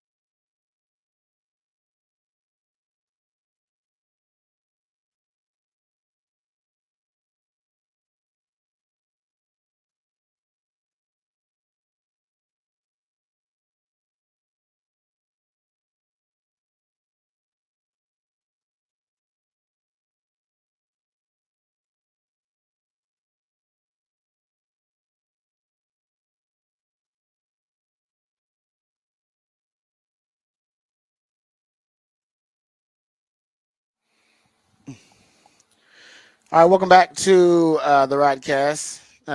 Get to a little off the record here. This is actually not off the record. I want to get to it, and I don't want to run out of time.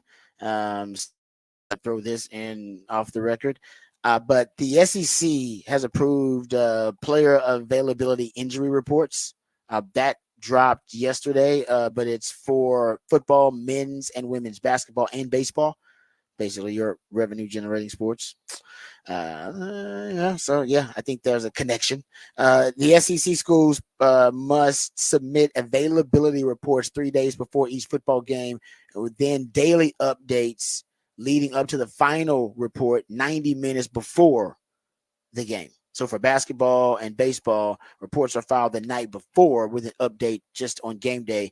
According to the SEC, penalties for inaccurate or late availability reports will range from $25,000 to $100,000 for football, and anywhere from $15,000 to $25,000 for basketball and for baseball.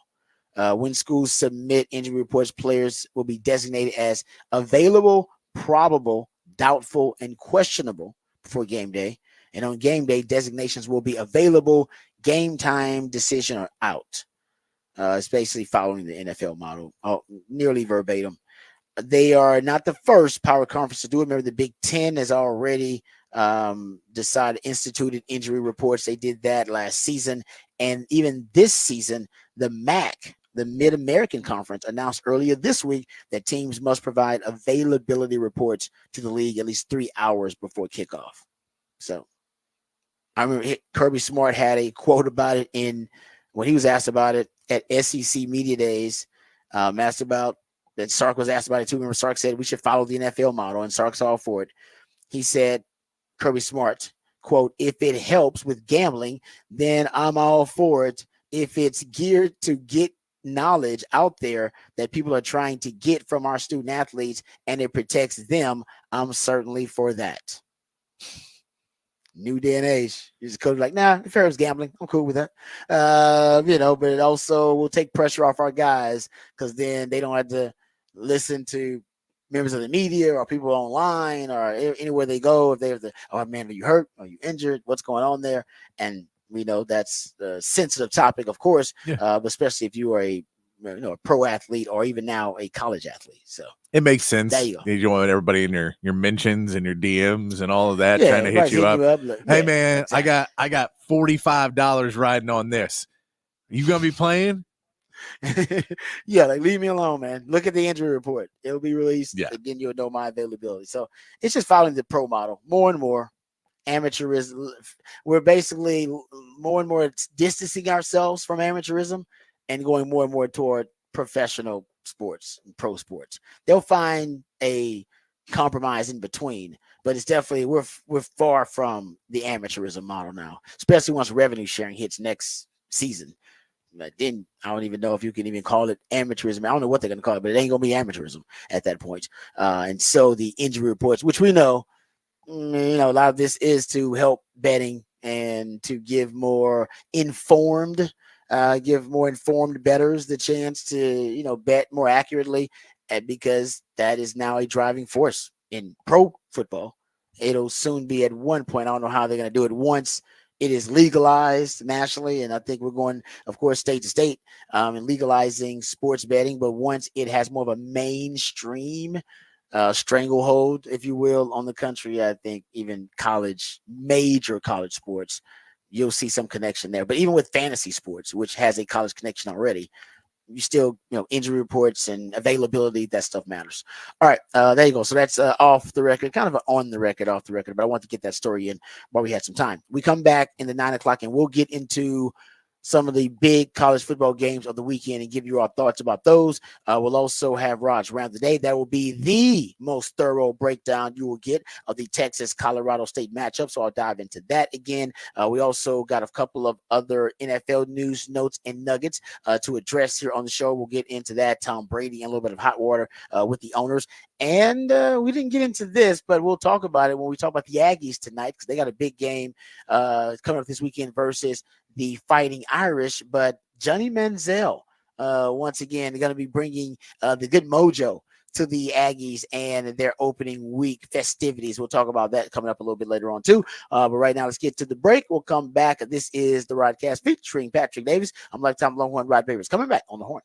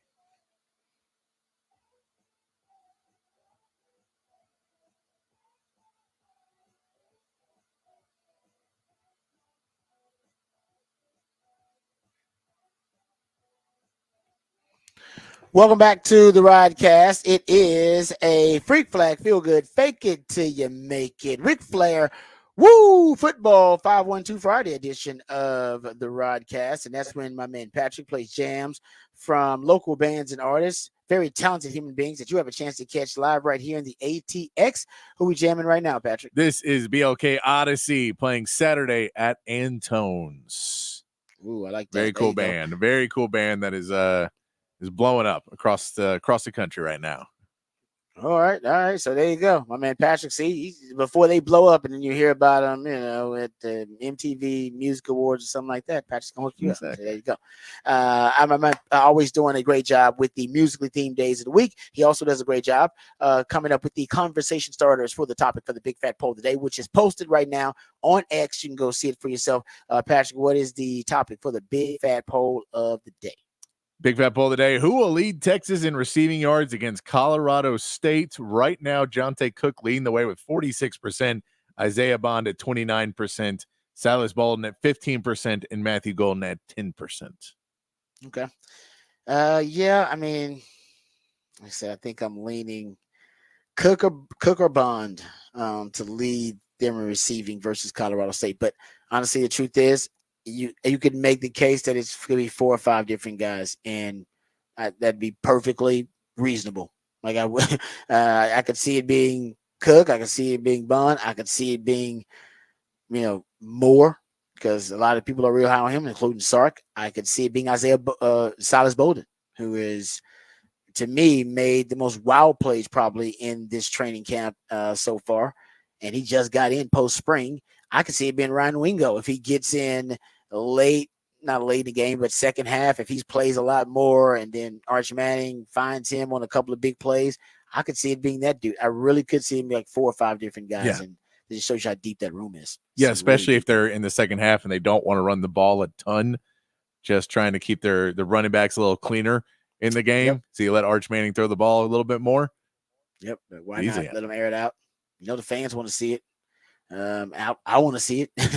And you truth is, you need him to get real reps because, knock on wood, hopefully Quinn makes it through an entire season, but history would suggest here at Texas, number one, history would suggest that he's not going to make it because only 7 times in the last 25 years have we had a quarterback start and finish every game at Texas. So that's not likely to happen. And Quinn's career, unfortunately, he hasn't made it through an entire season healthy, starting and finishing every game since his sophomore year in high school. So it's been a while for him, been a while for Texas. You're going to need Arch. You need Arch to be ready to go. So I think Sark's going to try to get him some real work. So if they get him in early enough and they can get a sizable enough lead, I think Sark will try to get him some actual real work in that game. So there you go. That is the topic for the Big Fat Poll today.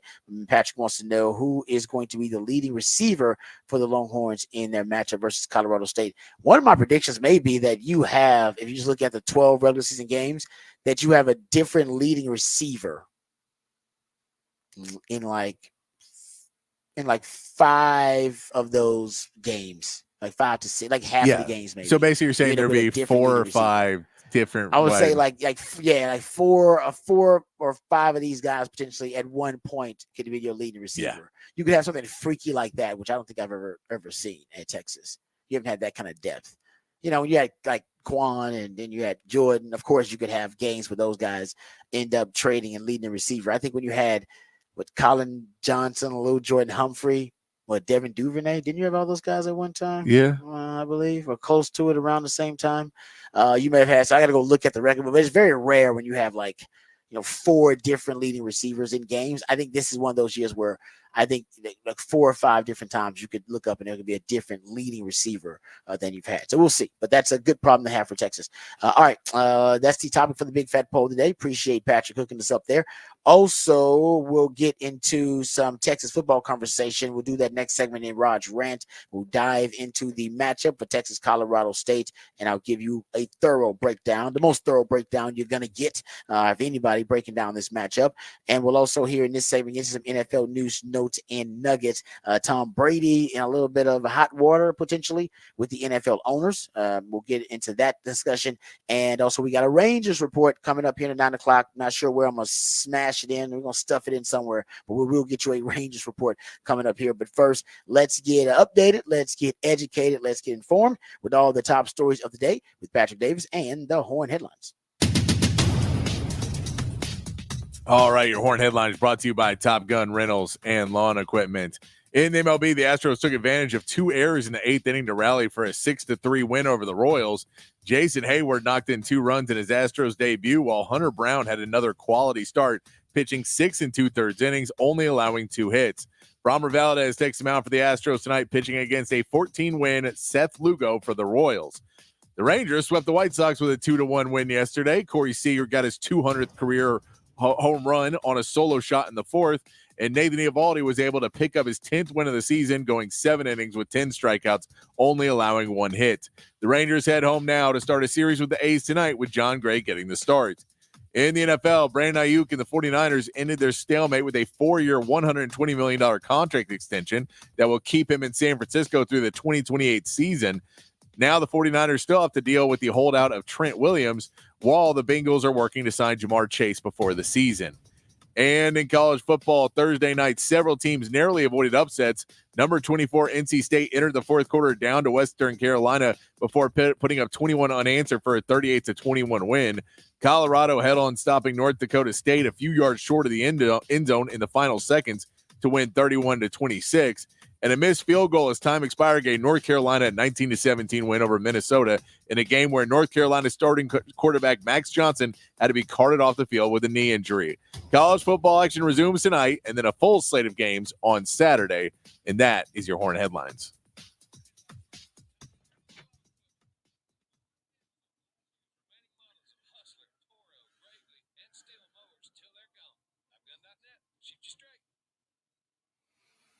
All right. Thank you, Patrick, for the Horn Headlines. I want to get to some of the college football games this weekend, the ones that interest us.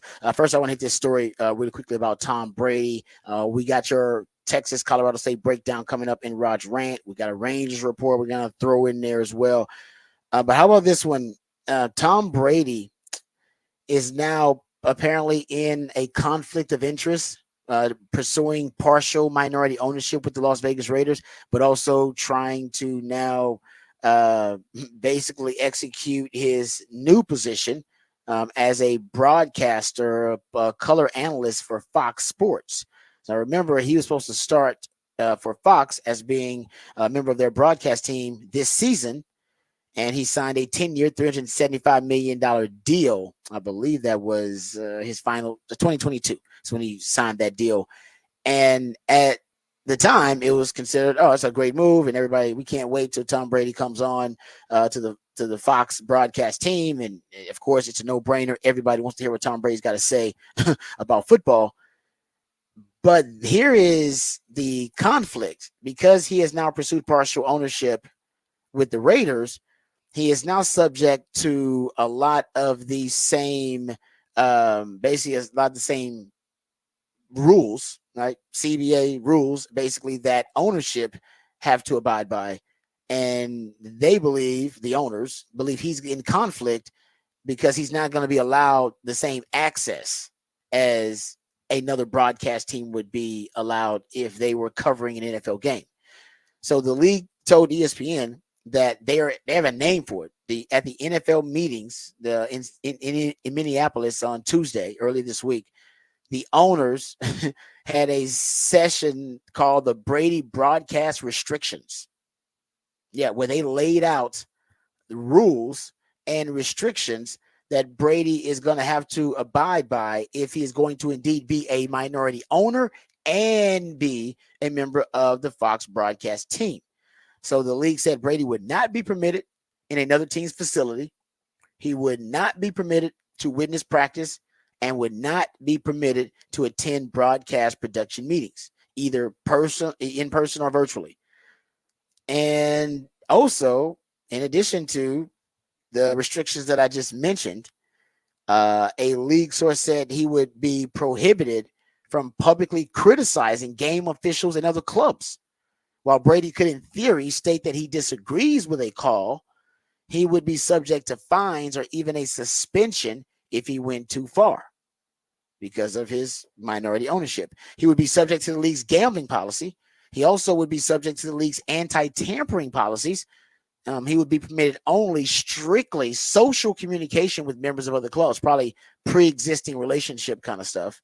And according to that slide, that would be one of the deal breakers because tampering, you can't really talk to a lot of players unless you've had, I said, a pre-existing relationship with them to even interview them for games and talk to them about the games, period.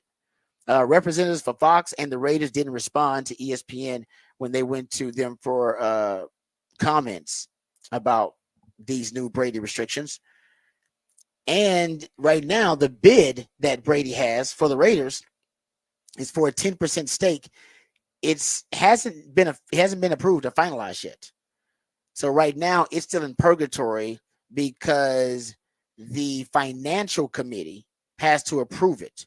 There are some owners that believe the proposed 10% stake, this was reported by the Washington Post, that it was at a discounted rate for Tom Brady.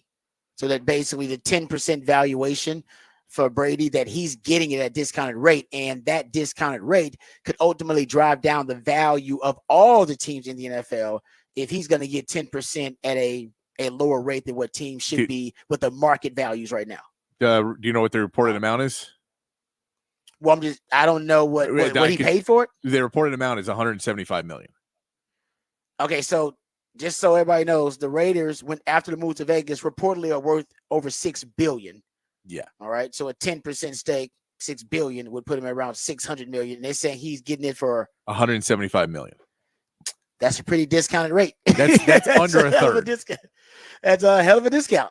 Yeah. So like I said, I'm just going off what the team is worth, but that I did not know that was the number. So that's why a lot of owners are protesting and saying, "Whoa, if you can sell 10% for that, low ball rate, then you're going to drive down the value of every franchise in this league, pretty much." And we're trying to increase the value of every franchise in the league. So if anything, he should be going for market value, if not higher than market value. So that has yet to be approved by the finance committee.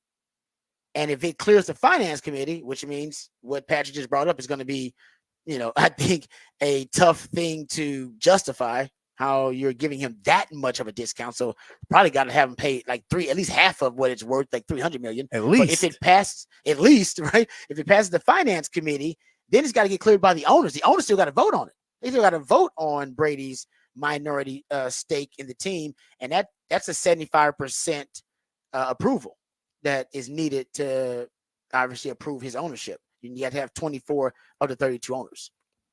So if I'm Tom Brady, first of all, if I'm Tom Brady and I can get the stake, if I have to choose, let's say it's just too much conflict and I have to make a choice, you definitely take the 10% stake in the team. If the Raiders are worth over $6 billion, take the stake in the team, flip it 5-6 years later when it's worth double what you paid for it, and then go do broadcasting. Broadcasting can wait because you never know when you're going to get a discounted rate to buy into an NFL team again. Probably never. All right. So this is the first time you can get that. And we don't even know if it's going to pass the finance committee's investigation or inquiry. But if it does, dude, to hell with broadcasting for 10 years for $375 million. Dude, that 10% stake's going to be worth $600 million. It's worth $1 billion or something by the time you flip it 5-10 years from now. Yeah. As soon as you buy it, you've tripled the value of your investment. Especially if you get it for that discount. That's what I'm saying. If you get it for $175, and as soon as you buy it, you now have a $600 million property. That's all of us would do that. What? Hey, and then so what? This is not even a choice, right? You give up that Fox. Yeah, gig Rod. now. Do you want to buy this $90,000 car? Give it to you for $25. Be like, I don't have 25, but I'll find it. I find it because I'm gonna buy it, then I'm gonna flip it, then I'm gonna flip it for the 90. Yeah, all right, that's what I'm trying. I'll flip it, maybe flip for 70, whatever. Who cares? I'm making 50, 60 G. I'm good. You know what I mean? So I don't even know why Tom Brady. I don't even know if he can have either or. But if one is causing conflict for the other, give up the broadcasting gig, dude, and say, I won't make any waves about broadcasting. Let's just focus on pushing through my minority ownership. And by the way, I won't be a minority owner for long. In less than 10 years, I'll be out. I'll flip it and I'll sell it to somebody else. Tell me you don't even want some. I won't even be in it for a long time. I don't even want to be a majority owner. That's not my goal. That ain't my goal. I just want to flip this real quick into a couple of hundreds of millions of dollars, and then I'm out to go do my broadcasting gig. And let them know your plan, and I think they'll go, all right, he's trying to cash in and get some money. All right. He's not trying to win. He's not trying to steal Super Bowls from us again. He's not trying to create a dynasty again like he did with the Patriots. He just wants a cash grab. All right, we can give Tom a cash grab. That's all good. I think ultimately that, like you brought that, that's kind of what they're afraid of, is that he's going to get into their facilities. Tom Brady, he's got competitive sickness, and go in there, start writing down notes. We know that this guy can be a franchise-changing presence. We've seen him do it already. Did it with the Patriots, did it with the Bucs. All right? So he could easily go in there, start taking notes, start, siphoning ideas and taking little ideas from management and from the scheme and from the coaches. And by the time he's done, he's assembled in his mind the perfect blueprint. And it was the architect of the perfect blueprint of what it takes to win in the modern day. And he become like the president and the CEO and the general manager of a team. He's got that kind of DNA, and they know that.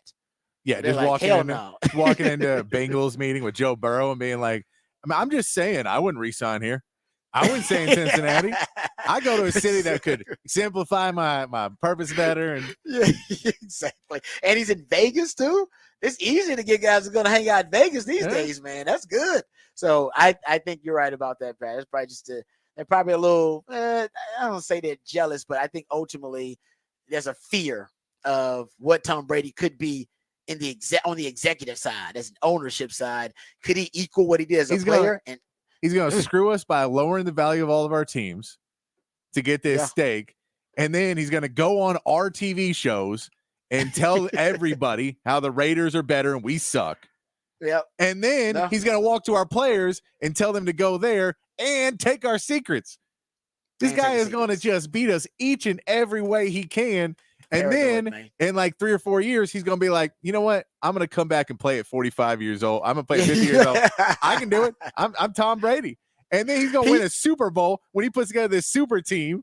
Hey, you know it, man. And he already tried to do something shady like that when he tried to be the Jackie Moon of the NFL with the Miami Dolphins. He was already trying to do some shady stuff like that. They don't trust Tom Brady. They just don't trust him. And you shouldn't. I think you should.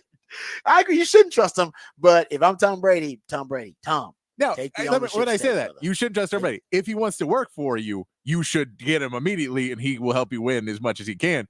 But if you're on the opposing team, if he is your opposition, do not trust that man. He is going to try and win. I agree. This guy gave up his family because he wanted to win so fast.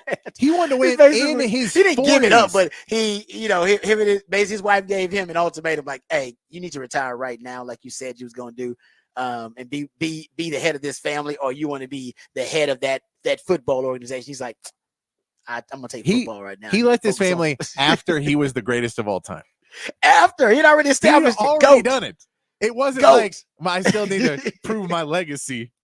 You know what? I'm only 33. I got time to go. It's like, no, you're in your 40s. You're 40s. And you know what? Honestly, I'm not joking. I think what might have just a small factor that really led to him wanting to continue his career, then ultimately led to his divorce, because I believe him and wife, they had an agreement like, hey, once you become the GOAT, you come back home and become the GOAT of this damn household, and then let me go do my thing. Remember, she said that. Patrick Mahomes' ascent. He thought his legacy. Think about it. He thought it was safe. Nobody's gonna catch me, dude. I'm the greatest of all time. I am going to just, when I die, hundreds of years later, they'll still be talking about me as the greatest quarterback in the NFL. And then this dude, Patrick Mahomes, comes up and starts winning multiple Super Bowls, multiple MVPs, and like his first 6-7 years, you go, what the hell? Actually, he could catch me relatively quickly. And he's about to win 3 in a row. I think Tom Brady saw, he's like, I gotta add to this. Can I add to this? Can I win one more? Can we get one more out of this thing? Because this Patrick Mahomes kid is scary. At least I played the latest, and I got No, he Right? talked. You know, he looked back at Hey. like Wilt Chamberlain's legacy now, and they're like, Wilt Chamberlain's like a top 15 player. He's like, what? Yeah, exactly. We'll be like, "What you talking about, man? Top 15? Really? What happened? Who? Let me get the record books." They're like, "Oh man, I didn't realize that." Yeah, I think Tom Brady saw his legacy potentially challenged in the future. All right, there you go. So that's Tom Brady. A little bit of hot water with the owners, but trust me, Tom, give up the broadcasting gig, man. Take the ownership.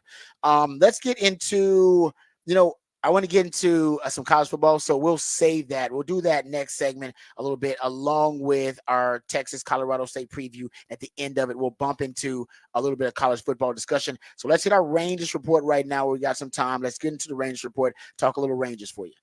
The Rangers report is brought to you by Texas Truck and Trailer. All right, congrats to the Rangers. They did sweep the White Sox. I know that's not really an accomplishment because the White Sox are terrible. The Astros didn't just sweep them. Astros lost the game. There you go. See, boom. I like that. I will say they did get a little lucky on one thing, that Gary Crochet, who's been the best pitcher for the Rangers for the White Sox this season, pitched at 4 pitches in the first game before the rainout, and so he didn't pitch the next day. So they didn't have to face the one good player on the White Sox. Hey, but they what? still got it done. So hats off to them. They got it done, and now they face the A's. Yeah. I mean, they're just trying to end the season on positive notes, right? We're just trying to be an optimistic into the season at this point. One of the reasons to be optimistic was that Jack Leiter, the pitcher, who had a really good start for the Rangers earlier this week. Also, I've been hearing about in AAA, while Leiter was good, Kumar Rocker was good in his AAA debut in Round Rock Wednesday. 5 innings, 1 hit, no runs, no walks, 10 strikeouts. That's a grown man performance. So you're getting some, at least some of these young pitchers are starting to show some promise when they're getting some of these minor league starts. Also another highlight for Rangers fans, Corey Seager, 200th career home run. So that's a little record setting. How about this? He crushed his 200th career home run. Projected it was a 406-foot blast in the 4th inning of their 2-1 win over the White Sox.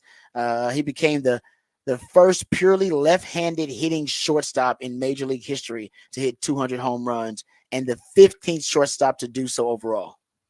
So puts himself in a little bit of rarefied air.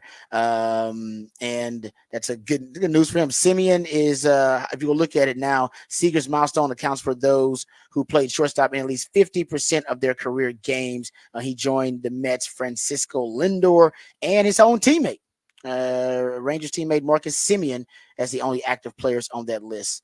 So that's pretty cool. There you go. So I got some highlights for you Rangers fans out there.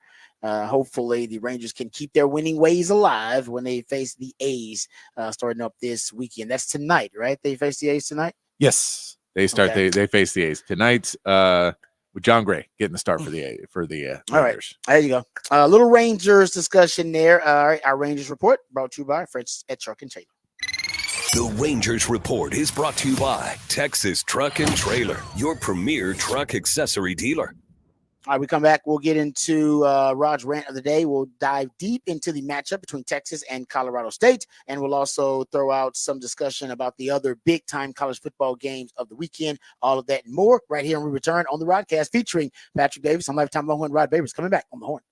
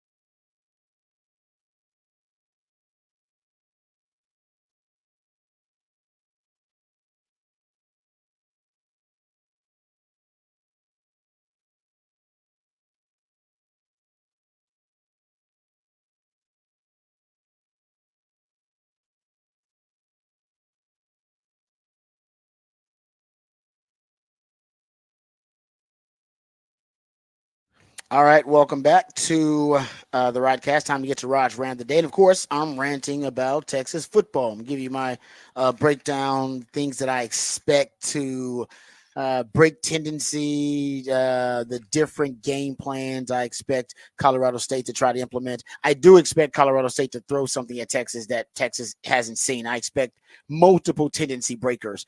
I think the first tendency breaker is just easy for Colorado State. I think they're going to throw the ball deep early. I think they're going to test Texas secondary early. Why wouldn't you? Right? I mean, the Texas secondary against Washington last time they played in the game, that was the best deep ball passing team in the country. They threw it downfield 20 yards or more, 6 of 8.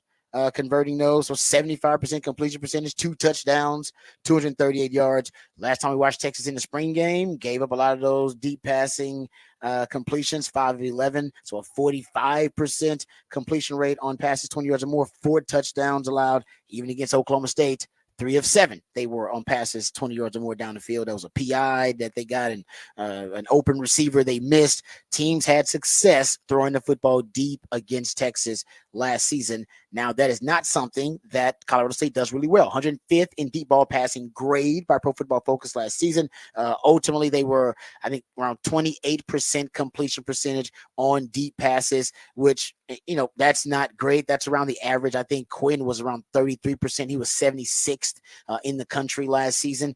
If you look at their last 3 games, just the sample size of like the last 2 or 3 games, they were still around between 28 and 33%. Even no matter which sample size you're taking, that's their range. And so they're below average to average on throwing the ball deep. Even to their elite wide receiver prospect, who we'll get to, Torrey Horton, he was only 5 of 27 converting deep passes last season. Had a drop that could have been a touchdown.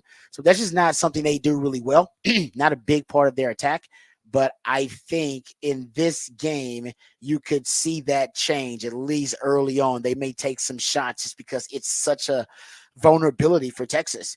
And in the last 3 games for them, now, although they did not improve efficiency and effectiveness throwing the football deep, they weren't able to convert them. The frequency of the deep pass did increase. Not the efficiency of it, but the frequency of it. They threw it 23 times deep in the last 3 games of the season. So ultimately, they were a team that was probably averaging, 4 to 5 deep shots a game, but in the last 3 games of the season, that increased. So I think that's something that may continue. It may bleed over into the season. So that's one tendency breaker. Another tendency breaker has to do with Torrey Horton. Torrey Horton's a stud. He's legit. He's going to play on Sundays. He'll be drafted. He could penetrate and crack the circle of trust for Texas right now. He's one of the guys that I think the one guy actually that could play for Texas right now that's on that squad. He's a speed demon, averages about 22 miles per hour for his top speed, has 575 yards after the catch last season, 11th most in college football, 575 yards on throws under 10 yards for him last season. So he loves to work the short intermediate area, over 2,200 receiving yards in the last 2 years. By the way, 4th most in that time span. Only Romo Dunze, Malik Neighbors, Marvin Harrison Jr. have more in that time span. Those are all first-round wide receivers. So his productivity is off the charts. And he's just tough to defend, period. I think now usually they have him out wide. They have him out wide about 70 to 75% of the time. He's out wide, and a lot of the time he's on the right side of the formation. I think this game they break Tennessee and they move him around. At least I would. He's usually in the slot 21 to 25% of the time, somewhere around there. He usually averages 2.7, 2.8 yards per route run versus man and versus zone, which are really good numbers. But when he's in the slot, the yards per route run, it jumps to 4.18. Guys, the record for a slot receiver whose yards per route run was for Devontae Smith in his Heisman Trophy winning year, Sark as the architect of that offense, 4.96 yards per route run. So when he's in a slot, he's as elite as it gets. He might be the best wide receiver in the country just based off that metric. When he's in the slot, I think they're going to put him in the slot more versus Texas. Gives you ability to hide him, to move him around the formation, put him in motion, and to hunt matchups with him. He had 23 forced missed tackles on the season. 10 of those were from the slot, and he only spent less than 25% of the time there. He can do some damage in the slot. Texas has, I think, a game plan ready if they move him around too much. I think they're going to put Jahdae Barron on that slot. If he's doing a lot of moving and they're moving him around and trying to manipulate the formation to get him a matchup advantage, I can see them putting Jahdae Barron on him inside the slot. They have that ability. So I think there's a counter for Texas if that is going to be the case. The other thing for Texas to keep in mind is that this is a really good pass protection system. A lot of the air raids are because it's built on the timing being insulation for the pass protection, which is the case for Braden Fowler-Nicolosi. Now, he gets rid of the football on average 2.6 seconds. It takes him his average time to throw, which is a little too quick for most pass rushes to get there. It takes the most pass rushes about 2.5 seconds at least to get to the quarterback, and that doesn't include time to take him down. And that's just usually a straight speed rush, which Trey Moore is elite at. So is Colin Simmons. But you need him to hold on to the ball just a little bit longer.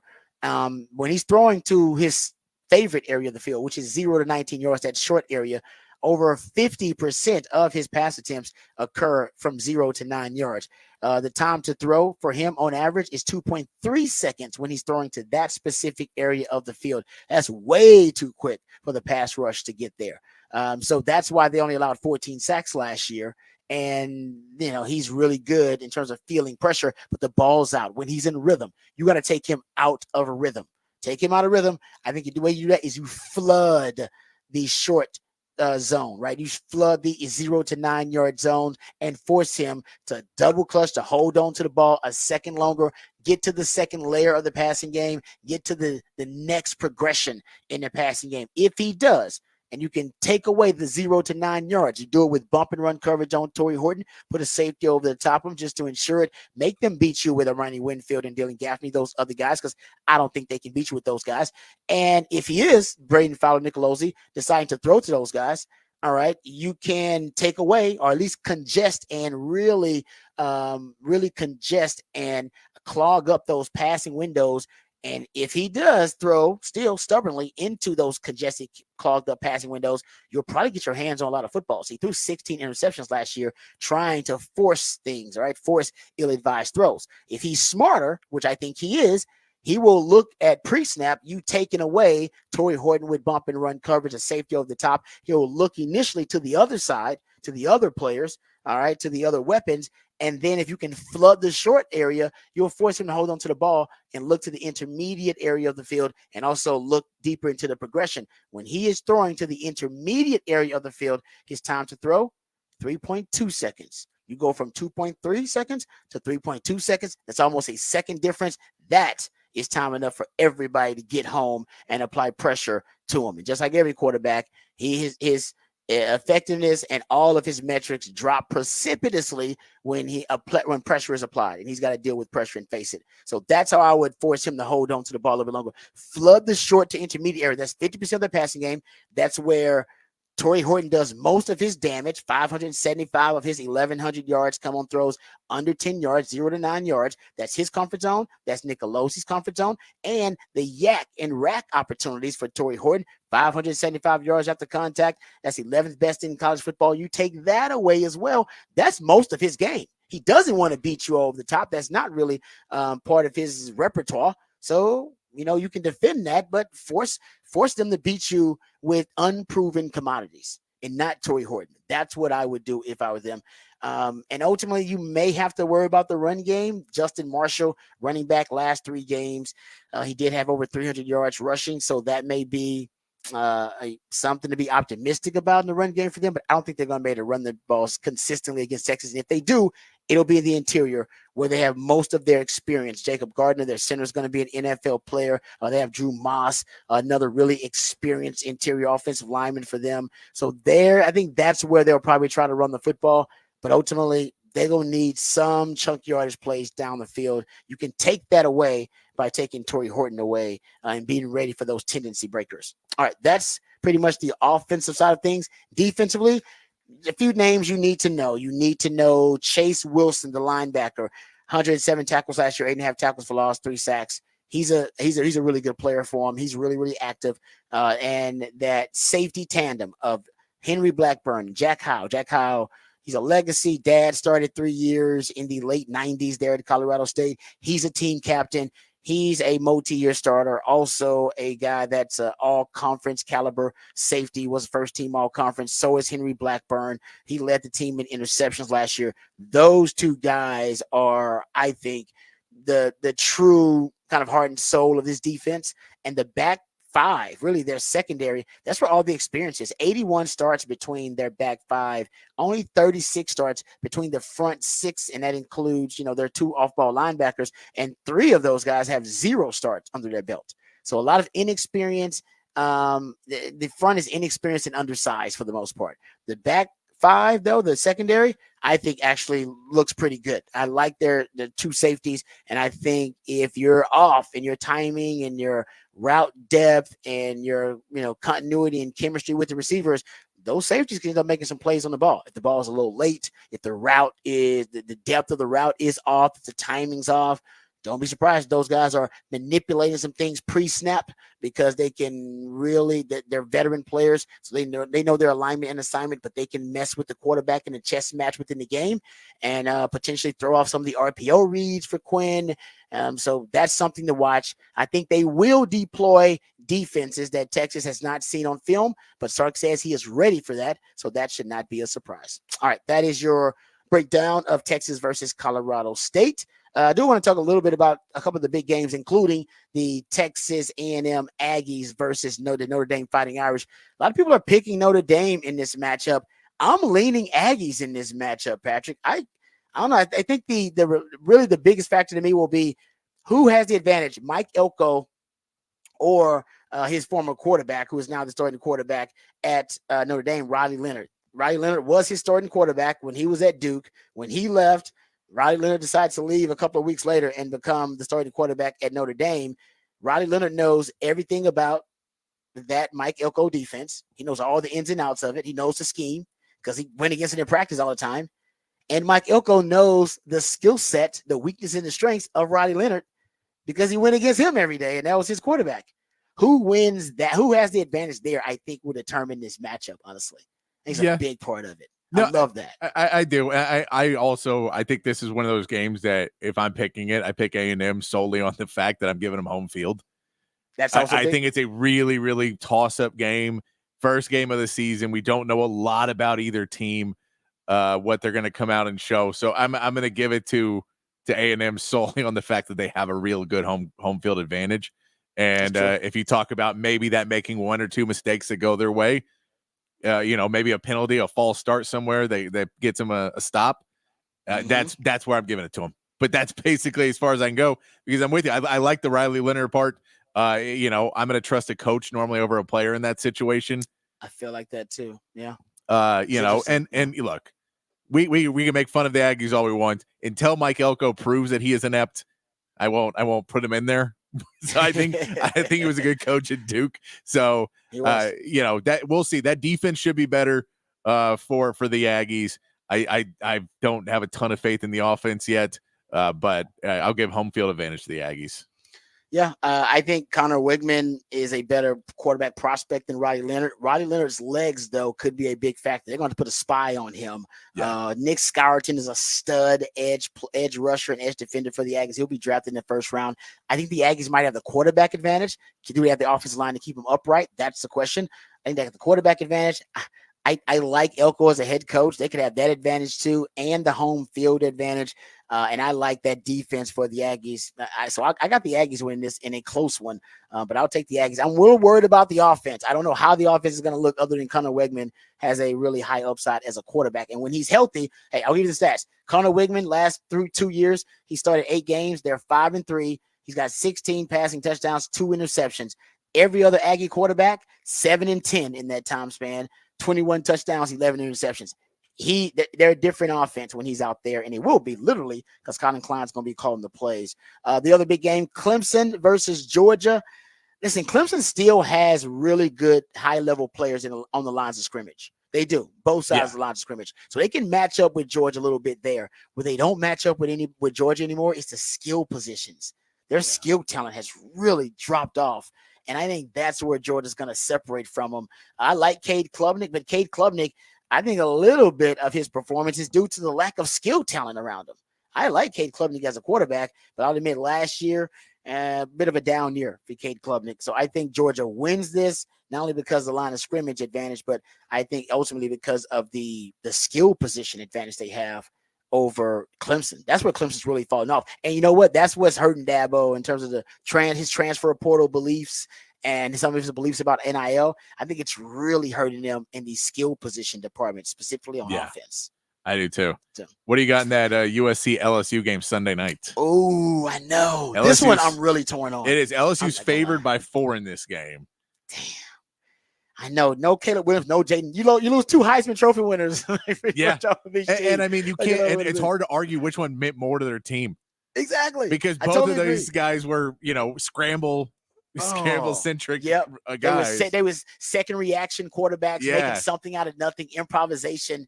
Oh, I really am torn on this one. I feel like LSU is the pick because I don't trust USC's defense, number one. By the way, I shouldn't trust LSU's defense because they fired their entire defensive staff because the defense was so bad. So I don't even know why I feel better about their defense than I do about USC's defense because that is flawed logic. Honestly, I'm not gonna lie. I'm torn on this one. I'm torn right down the middle. Oh man, I got to go look at the quarterbacks too for them. And they lost the wide receiver talent that LSU lost. They lost 2 first-round wide receivers too. I feel like USC is the pick here. Is this at USC? It's at LSU. Actually, I think it's a neutral site. Yeah, it's in Vegas. Okay. I feel like USC's the pick, but I could be off here. Yeah. And then I'll give another one that it'll be on during the Texas game, but if you want to put it on another TV, is that Miami-Florida game. Just a little pre-scouting of Florida. See what they look like this year. Miami should be able to handle Florida, but if they don't, and if Florida comes through and starts playing and looks like they're a little bit better this season, that's something to watch just because you're going to have to play Florida coming up. I totally agree with you. I like Miami in that matchup just because of Cam Ward. Now, Cam Ward is a boomer bust guy, though. When Cam Ward's having a bad game, he spirals. But when he's on, it's sweet. So I'm hoping that he'll be on versus Florida. Lines of scrimmage, I'll give the lines of scrimmage advantage to Miami in this matchup too, and I think that's a big part of why they win. All right, there you go. Some breakdown of some of the big matchups we got coming up this weekend. Coming up next, we got Who Said That? That's when Patrick plays pieces of audio from the sports world, sometimes beyond the sports world, and based on the context clues or familiarity of the voice, you have to identify who said that. We'll have that when we come back right here on the Rodcast featuring Patrick Davis. I'm lifetime Longhorn Rod Davis coming back on the Horn.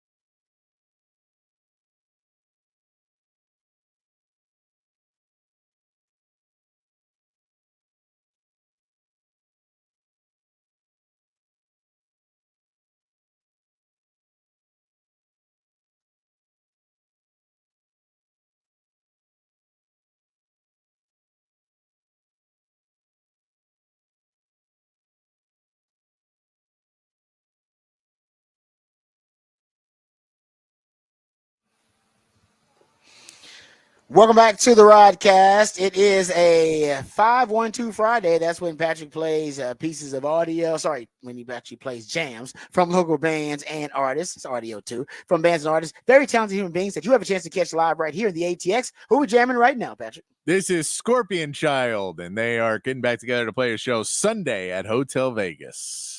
I like that. There you go. My man Patrick also hooks you up, in addition to the musically themed days of the week. He also hooks you up with the topic for the big fat poll of the day, which is already posted on the Horns X account at the Horn ATX. You can go check it out. And he just wants to know who will lead Texas in receiving yards against Colorado State. Your choices: Isaiah Bond, Jonte Cook, Matthew Golden, and Silas Bolden. I'm making my choice right now. I chose Jonte Cook. Boom. And that right now is the leader among all of the entries here. 47% of you voted that Jonte Cook will be the leading receiver for the Longhorns versus Colorado State. There you go. Second, Isaiah Bond. 26% of you think that he'll be the leading receiver. So yeah, those are my two. I said it's going to be Cook or Bond. I'm leaning Cook right now. I think, and we haven't talked enough about Cook. We said that the other day. I mean, a lot of talk about Bolden. I want to see him show out. That would make me real happy if Jonte Cook showed out. I think it would make all of us happy. Yeah, because it would, to me, the progression would make more sense to us. We've seen him. He waited his turn. He learned the system. Yeah. There was a lot of hype for him coming in, and now he's ready to. And if you want to tell me what'll give me more faith in Ryan Wingo and all these 5 stars we're getting, and the one we got today, and in French, you get all those guys. If you say we can develop them too, we're not just having to get transfers. We're getting guys pulled up in our own system. Man, it makes me feel good. So hopefully Jonte Cook is the right answer. Yeah, I like the transfer portal guys, and that's great. You want that pipeline too, A.D. Mitchell, and then the next one, Isaiah Bond. But I'm with you. It gives me a lot more faith in the developmental system when you got the Xavier Worthy here for 3 years, and then you get another guy, Jonte Cook, here for 3, and he leaves, and you start. So I want both of them. I want my cake and eat it too. Who doesn't? All right. Yeah, exactly. All right, let's get to who said that. That's when Patrick plays pieces of audio from the sports world, sometimes beyond, and based on the context clues or familiarity of the voice, you have to guess and you have to identify who said that. Try to respect them. We watch a lot of film. I watched 10 hours of film this week, just those guys. So I mean, we had to respect them, and it showed why we had to respect them, because they came out to play. But you got the victory, and there you go. 10 hours of film. That had to be Travis Hunter, the spectacular dual threat, not only just on offense, on defense. That's why he had to watch 10 hours, because he's got to do offense and defense. I guess so. Yeah, you're right. That's a good point. Film. I didn't even think about that. Yeah. In 10 hours. So that was a Thursday game. So I would assume he started watching film on this week. So say a Sunday. So Sunday, Monday, Tuesday, Wednesday. So 4 days, 10 hours of film, getting in a couple hours of film a day. And you're right, playing 2 positions. So switching it up, offense and defense. God, he's such a great player. Love it. I love that dude. I think he's awesome. Honestly, he might win the Heisman this year if he continues on this pace. He held up his end of the bargain to being on the cover. So Quinn can hold up his on Saturday. Great point. I forgot of the cover boys. That's a hell of a start. All right, hell of a start for you too, Patrick. We appreciate you. Remember, every time that you need to get your info about Texas football, we'll be talking about it right here on the Rodcast. Remember, the revolution will not be televised. We'll be talking about it right here on the Rodcast. We love you guys. We mean that. Take care of yourselves, but more importantly, take care of each other. Have a great weekend, and we'll be talking Texas football on Monday. Until then, hook 'em and peace.